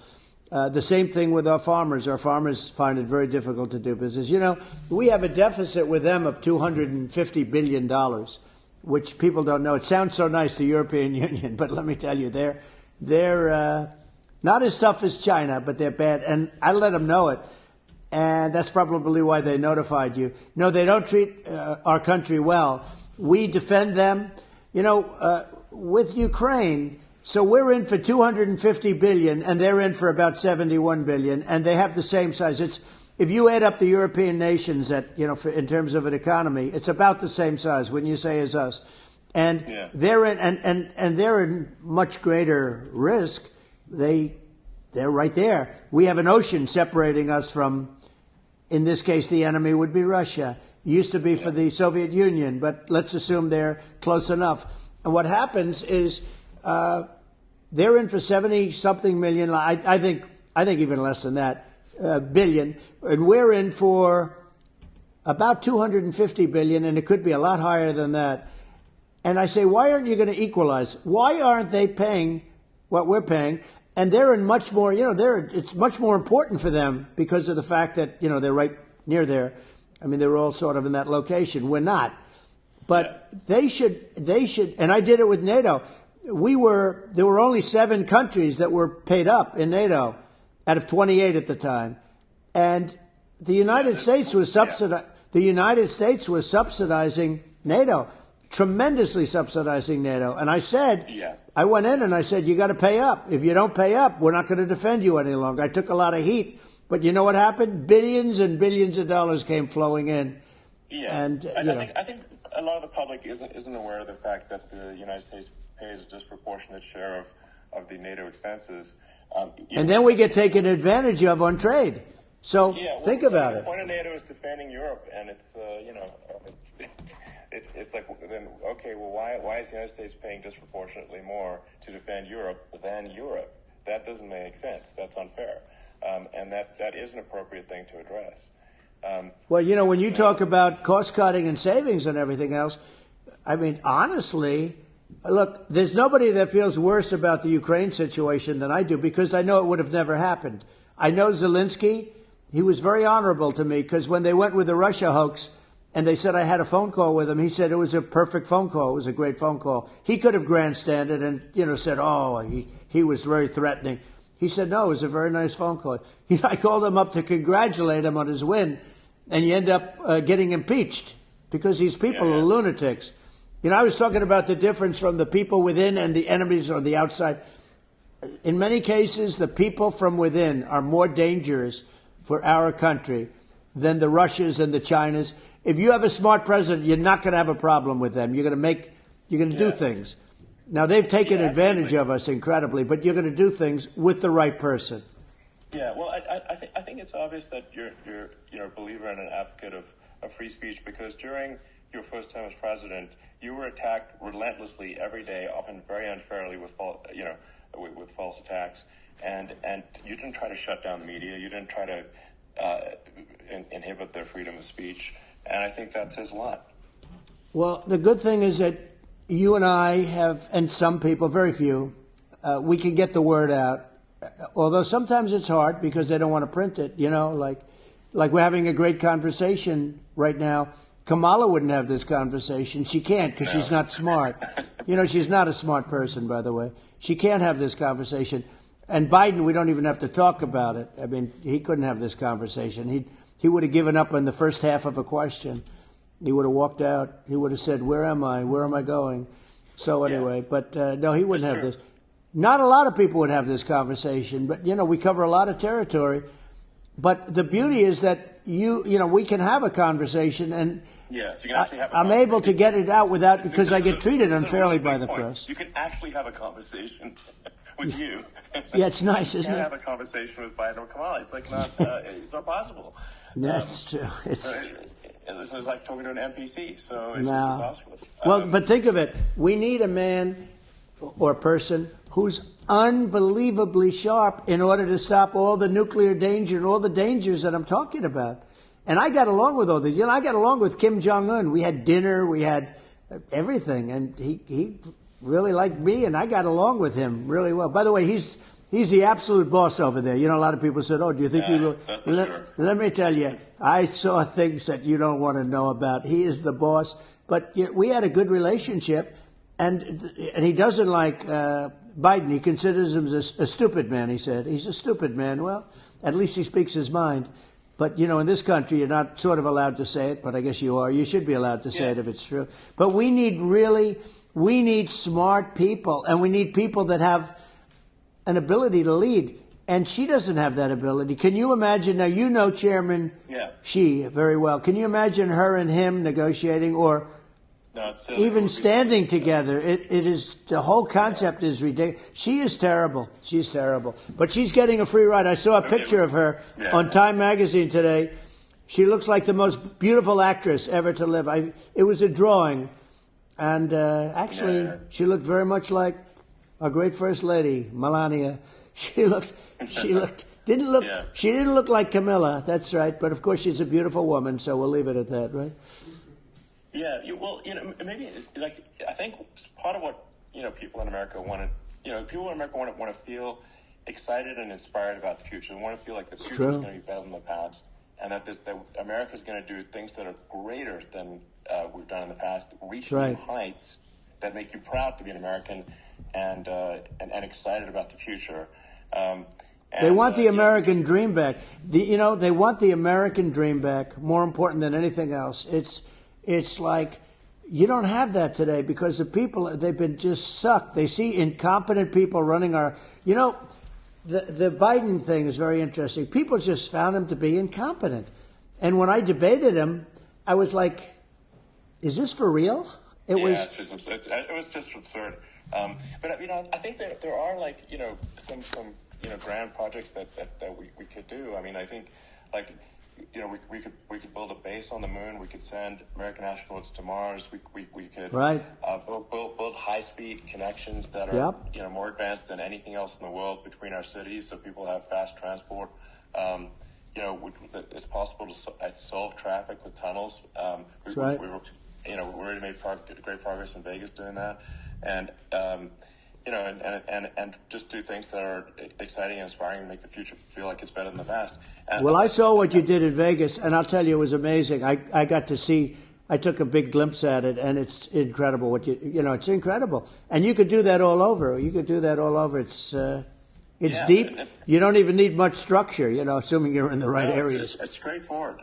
It's amazing. So, I think we could do some things that like China's got incredible high-speed rail between its cities, but I think it's actually possible with tunnels if with deregulation, with an ability to actually, where it's legal to actually do the tunnels. I think you could have high-speed tunnels that are actually better than anything else in the world for high-speed transport between cities. Sure. And that would be something that Americans can say, wow, okay, we've got something that's cooler than anyone else in the world. That's the kind of thing that makes you proud to be an American. And much safer than surface trains, where there is a danger there, with people, with crazy people. It's much safer, much better. And, it's sad because I've seen some of the greatest trains. I find it fascinating. And I've seen the systems and how they work, and the bullet trains, they call them, I guess. and they go unbelievably fast, unbelievably comfortable, with no problems. And we don't have anything like that in this country, not even close. Yeah. And it doesn't make sense that we don't. Doesn't make sense. And I think also like there's, I'm kind of hopping on the excess regulation, but I think something that I think people can generally understand is that what happens with laws and regulations is that there's more and more of them every year, and unless there's a process to clean them up, eventually everything becomes illegal. You're right. And that actually it slows down the development of new technologies. I mean, if you take the sort of, like, I think there's room for some reform at the FDA for improving the speed with which we approve drugs that could help save lives and improve people's lives. Yeah. And I worked very hard on that. We got that down to the lowest number ever, and we got therapeutics approved in the FDA that people can't even believe the speed. But I took them on. I don't think they like me too much, but I got things approved in the FDA at numbers that they wouldn't believe. And, it's a very bureaucratic group. Actually, it's a fine group of people in many cases. I got to know a lot of them, but I was pushing them really hard for Regeneron, for so many different things that were really pretty amazing. But the FDA takes too long. It's 12 years to get a product approved. I got it down to 4. Yeah. And I got some things done very quickly, but it's really something that is going to have to be worked on because it takes too long. Just takes too long. It just takes too long, and you end up in the same with the approval, but it just it takes years instead of something that I think could potentially take months. Yeah. And that improves people's lives. I think. Yeah. I just wanted to sort of hop on this point that there has to be an active process for reducing rules and regulations, because otherwise they just keep building up every year, and you get hardening of the arteries, and eventually everything's illegal or takes forever, and then we just ossify as a society. We can't make any progress, and it's a really big deal. Well, Elon, just getting back to the FDA for 1 second, I got something done called Right to Try. This is where you can go in, and if you're terminally ill, you can use a space-age, medicine or whatever it may be. We have the best doctors, the best labs in the world. We really do. But people would go to other countries because you couldn't use the product, even if they thought it worked, because it's going through the FDA. I got it approved where you can. You basically, look, nobody wanted it. The doctors didn't want it because of the liability. The country didn't want it, our country, because they didn't want to get sued. These are people terminally ill. The insurance companies didn't want it, and the pharmaceutical companies. Nobody wanted it. I got everybody into a room, and we came up with an agreement that you won't get sued. And also, they didn't want it on their record. If somebody's terminally ill and they die after taking a drug, they didn't want that on their record. So we set a separate list if somebody was, so it wouldn't count as a negative. Okay, and as you know, we got it done. We have saved Right to Try. They've been trying to get this done for 58 years, and it sounds simple, but it wasn't, because of, the insurance companies, nobody wanted it, but we got it done. Somebody you sign a document that you're not going to sue the insurance companies, the country, you're not going to sue anybody, and we got it done, and we're saving tens of thousands of lives. Right to Try. Hopefully you never need it, but if you do, you don't have to travel to Asia. Right. People, if they had money, they go to Asia, they go to Europe. If they don't have money, they go home and die. That's what happened. They'd go home and die. Well, I mean, and actually, to give Europe some props here, it's like if a drug is approved in Europe, which has a crazy amount of regulations, it should obviously be approved in the U.S. I mean, they get more regulations than we do. So why would a drug be approved in Europe and not in the U.S.? That's crazy. Well, we did it. We did something that really, they've been trying to do it for 50 years, and they just couldn't get it done, and I got it done. And it's really something. But you're right. Some people go to Europe because a drug isn't approved here, but it's approved in Europe. And it's a drug that, generally speaking, would work. It's pretty crazy. You're right. And I think so long as people are properly informed of the pros and cons, and these are the risks, these are the risks, and you make your own decision. That makes sense. Well, I think in sort of closing up, and by the way, I'm looking at the numbers. You get a lot of people listening. I hope you don't get nervous, because you got a lot of people listening to you right now, like 60 million or something. What is that number? It's crazy. It's amazing how you can see that right away. How many? What is the number? Wow. What is it? Well, wow. I think in terms of people. Wow, that's bigger than you said. You said 25, and you're much more than double that number, 25 million. I think you're going to be 60 or 70, and I guess over a period of time. Hey, I congratulate you. Do I get paid for this or not? Well, I think actually in terms of the number of people that will hear this conversation over the next few days to weeks, right? It's going to be hundreds of millions. That's what they say. Yeah, that's good. Well, look, it's an honor. I just asked this: are you better off now, or were you better off when I was president? Nobody's better off now. People, we put out polls on that, and nobody's better off now. Inflation has killed it, and they also feel very unsafe. You look at what's going on with a lot of different things. You look at the riots we had at the colleges over. I mean, it's ridiculous, right. But all of the riots, they just feel unsafe. And now they really feel unsafe because you have a new form of crime. It's called migrant crime. I call it Biden migrant crime. Maybe I'll call it Kamala migrant crime. But with all these things, I always try to get to the ground truth by just asking people. And my mom lives in New York, and I was like, Mom, have any of your friends, been attacked or assaulted? And she said, yeah, 3 of her friends in 3 separate incidents were assaulted just in recent months, just walking around the streets of New York. And I said, well, what happened to the people that assaulted them? Oh, nothing. They got away. And they just know that they always get away. And they don't even bother reporting it because they know that they're not going to, people are not going to get prosecuted. They just let violent criminals out in New York with the only one that gets prosecuted is Donald Trump. They prosecute Trump. I mean, it's just obviously messed up. It's terrible. Criminals are being getting off scot-free. Yep. And meanwhile, the New York spending massive resources prosecuting you, and it's like what's this? And I think the sort of sensible public looks at this and says, well, what the heck's going on here? This is obviously abuse of the legal system.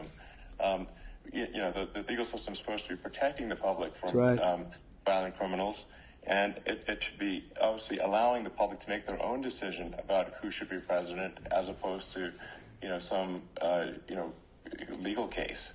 Once they start this precedent, because this can go on with the next one. I mean, this is a very bad precedent what they're doing in terms of going after their political opponent, and that's all it is. It's going after their political opponent. Yes. And then you get a judge who's a strong Democrat, and I'm being nice when I say that. In many cases, crooked as hell.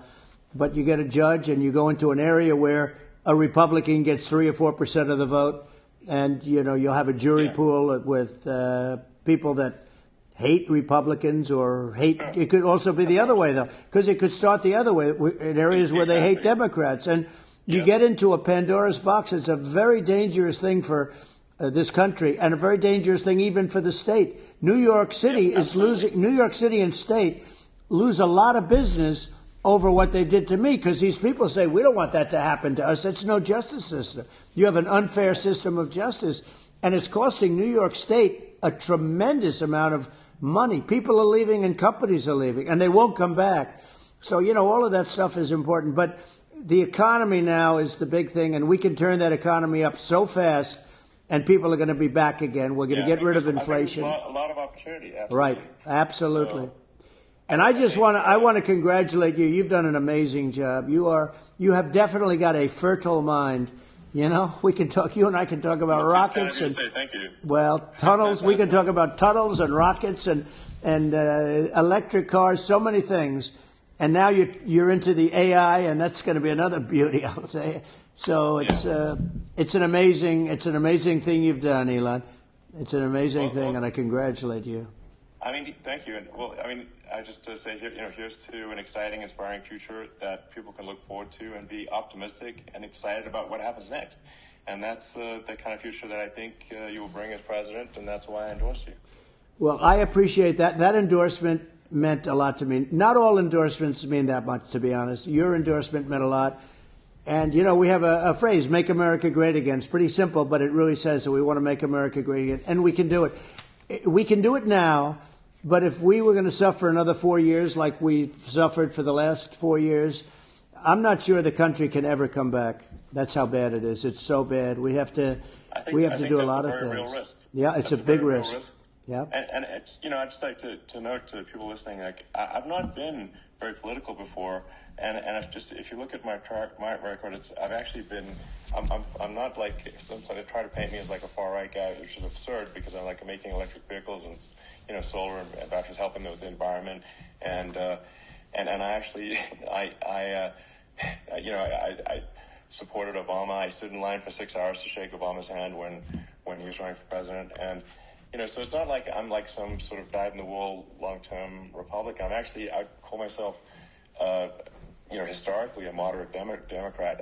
But now I feel like we're really at a critical juncture for the country. I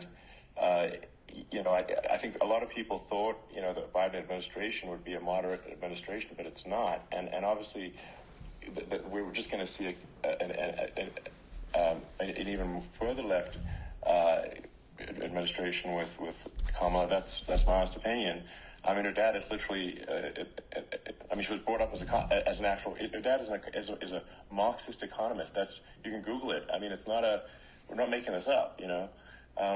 That's how she was brought up. So,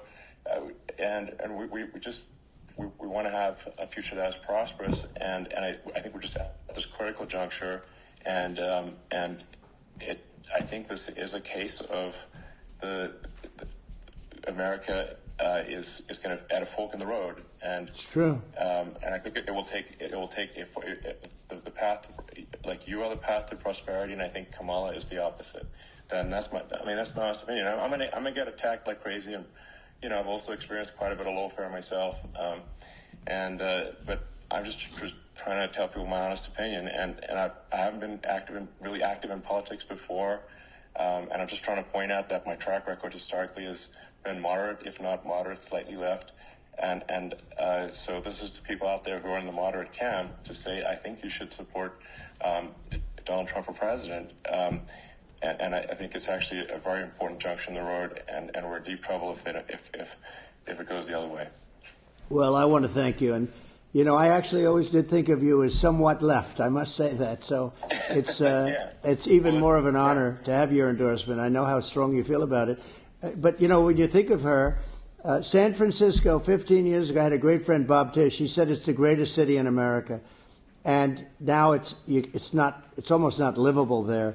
And California likewise. And she was involved in the destruction of San Francisco and the destruction of California.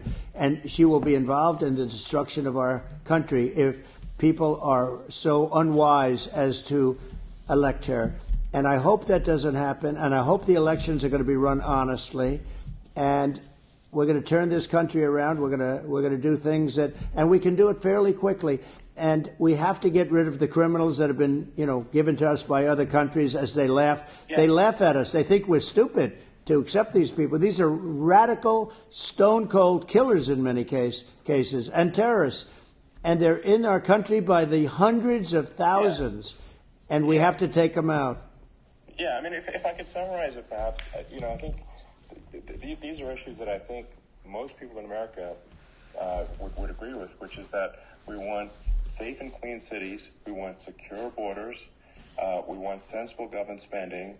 We want to restore both the perception and reality of respect in the judicial system. Just stop the lawfare, and I think that's like. And how are those even right-wing positions? I think those are that's just common sense, and that's. Would you agree with that? 100%. I don't understand, the whole, they call it progressive. They don't like the word liberal anymore, but call it liberal or progressive. I don't understand how somebody could say that it's okay for them to empty prisons into our country. And again, I told you, their crime rates all over the world are going way down, which makes sense. In fact, the next time what we'll do is if something happens with this election, which would be a horror show, we'll meet the next time in Venezuela because it'll be a far safer place to meet than our country, okay? So you and I will go and we'll have a meeting and dinner in Venezuela. because that's what's happening. Their crime rate's coming down, and our crime rate's going through the roof, and it's so simple. And you haven't seen anything yet, because these people have come into our country, and they're just getting acclimated. And they don't know about being politically correct law enforcement or lack of law enforcement. And our police, I have to just end with this, we have great police, we have great law enforcement, but they're not allowed to do their job. They have to be able to do their job without being destroyed. Absolutely, and it's obviously demoralizing if you're a police officer risking your life to arrest violent criminals who could kill you and do kill you sometimes, and then you arrest a violent criminal, and then the DA doesn't prosecute and just let the guy out. Well, then why should a police officer risk their life to arrest a violent felon? Well, even worse, Elon. Even worse, they prosecute the police officer. They go after it, and they prosecute the police officer, and they take away his pension, they take away his job, he loses his family, he loses his house. Well, I thought it was very telling, like incredibly telling, that when there was that case where sort of a gang of thugs beat up police officers. I think it was in Times Square in New York, and then nothing happened to those guys. They were let out, zero bail, and I think a bunch of them were given free tickets to California. Well, what is I mean, that is a gross indignity against the United States, and that's how. I mean, this is insane. Like, have we lost all pride? How can such a thing be allowed to occur? I've never seen anything. We've seen where they get shot. It's a very dangerous profession, but something they're very proud of, and they want to be able to do their job. But I've seen them get shot. I've seen a lot of things. But I've never seen where these guys are standing in the middle of a big street, everybody watching them, and they're literally boxing, like punching, stand-up fighting, a police officer. There were two of them. Yeah. And you had about 6 of these guys, and they're punching the hell out of them. And in their own country, they would be dead if they did that. They'd be shot. Yes. They would be shot instantly. And, they come from these countries, and it's taking them a while to realize that we don't do that in this country. But in their own country, if they stood on a street and had a fight with a police officer, they would be shot. There's no political correctness. And it's such a sad thing to see. And that's the reason you have crime, by the way, because we don't do anything about it. Yeah, we just cannot have a situation where our police officers are beaten up on camera by a gang of illegal immigrants, and then nothing happens to the guys that beat up the cops. I mean, and they're let out. This is unacceptable. Well, we're going to change it, and we're going to get them out of the country. When I first got involved, they said you couldn't get them back to these countries. You couldn't take them back. In the case of Guatemala, Honduras, El Salvador, some others, you couldn't get them back. And I said, really? Oh, you can't get them back? Because under Obama, he couldn't get them back. They'd fly them in, and they'd put planes on the runways in these countries so you couldn't land a plane. They'd bring them back. And the generals told me, sir, we can't bring them back. The countries won't accept MS-13 gang members. They won't accept them. And I said, really, how much do we pay these various countries in terms of economic aid, which is also somewhat ridiculous? And the answer was $750 million. I said, good. Tell them they're in default. They're delinquent. We're not paying them anymore because they won't accept it. And you know what happened? They all called me, every one of them. They said, we would be honored to take them back, sir. We would be honored. It was so easy. But it's one of those things. And we got it back. We took in so many. MS-13 is probably the worst gangs in the world. They're the most vicious, violent. We took them out of here by the thousands and got them out of here. And their countries took them back. And because I said, you're not getting any more economic aid. And once I said that, they were nice. They wouldn't take them back for Obama. They wouldn't take them back for anybody. And now we have a problem because we have this guy, and they don't take him back anymore with Biden because they don't respect him. Yeah. It's just gotta be done. We just can't have whether they're citizens or not citizens. We can't have, because they won't prosecute citizens either, not just illegals. So you can't have repeat violent offenders that are not that don't get incarcerated. That's right. They will obviously, by definition, continue to hurt people. And I think where part of this comes from is that there's, and I do sort of consider myself liberal in some ways. I mean, it's just that you want to have empathy for people. Obviously, Right. you want to have empathy for people. I totally agree with that. You want to have empathy, but you also have to have empathy for the victims of the criminals. And if you just have empathy for the criminals, it's actually shallow empathy. It's not real. You're not thinking. You're one layer deep empathy. You got to say, like, what if you don't incarcerate this person? Who are they going to hurt? They might kill someone, they might rape someone. If you don't incarcerate them, you have to have empathy for the victims. And there's a lack of empathy for the victims of the criminals and too much empathy for the criminals. It doesn't make sense. That's why you want to have deep empathy for society as a whole, not shallow empathy for criminals. That's right. And we have to give our police officers the dignity and the respect that they deserve.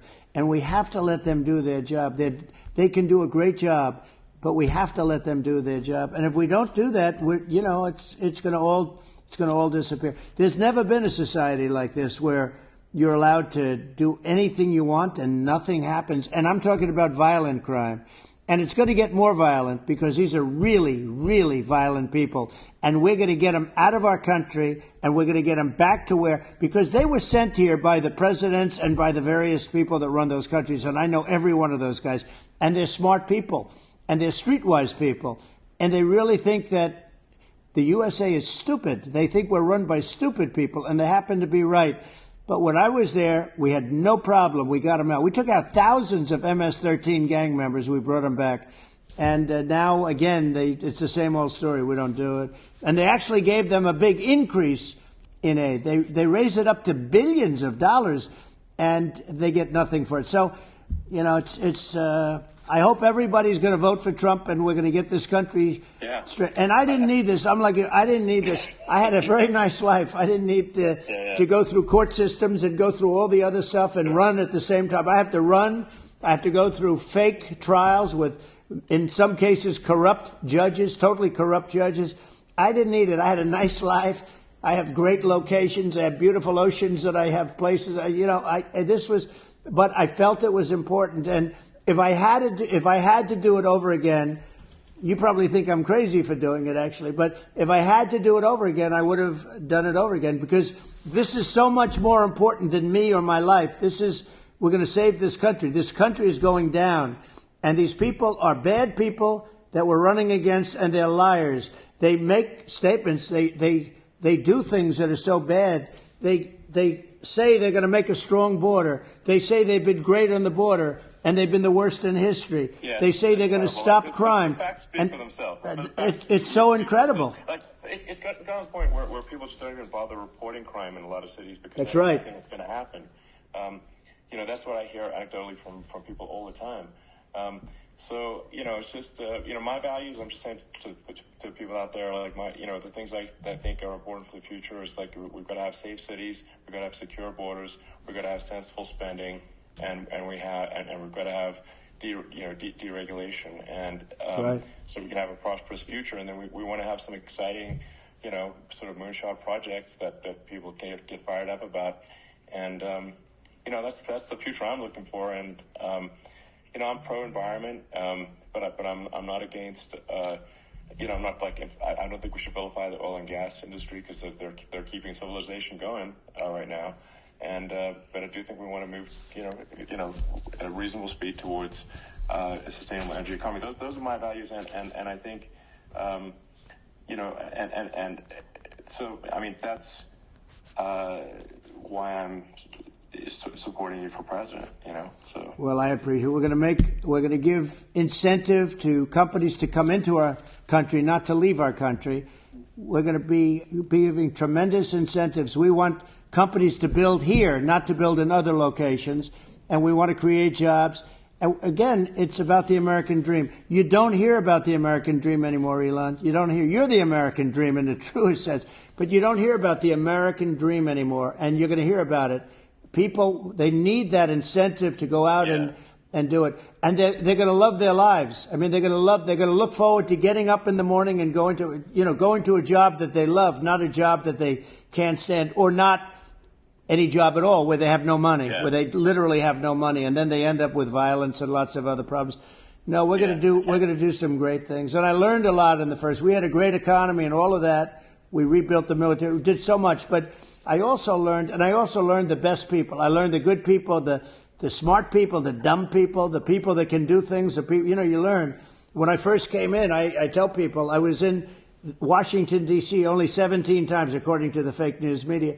I was in 17 times. I never stayed over. And you don't know people. You rely on other people to give you names, and then you realize the people you relied on weren't so good. Now, we had great people, but we also had some where I wouldn't have, used them had I known. Yeah. Now I know everybody.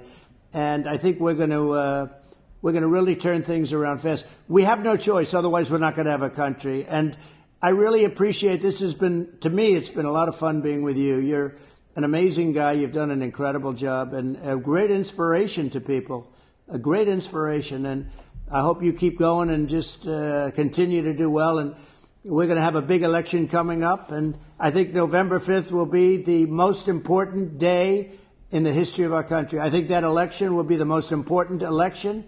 And I think it'll end up being maybe the most important day in the history of our country. Because if we don't win, I just feel so sorry for everybody. No, I think we're at a fork in the road of destiny of civilization, and I think we need to take the right path, and I think you're the right path. So I think that's what it comes down to.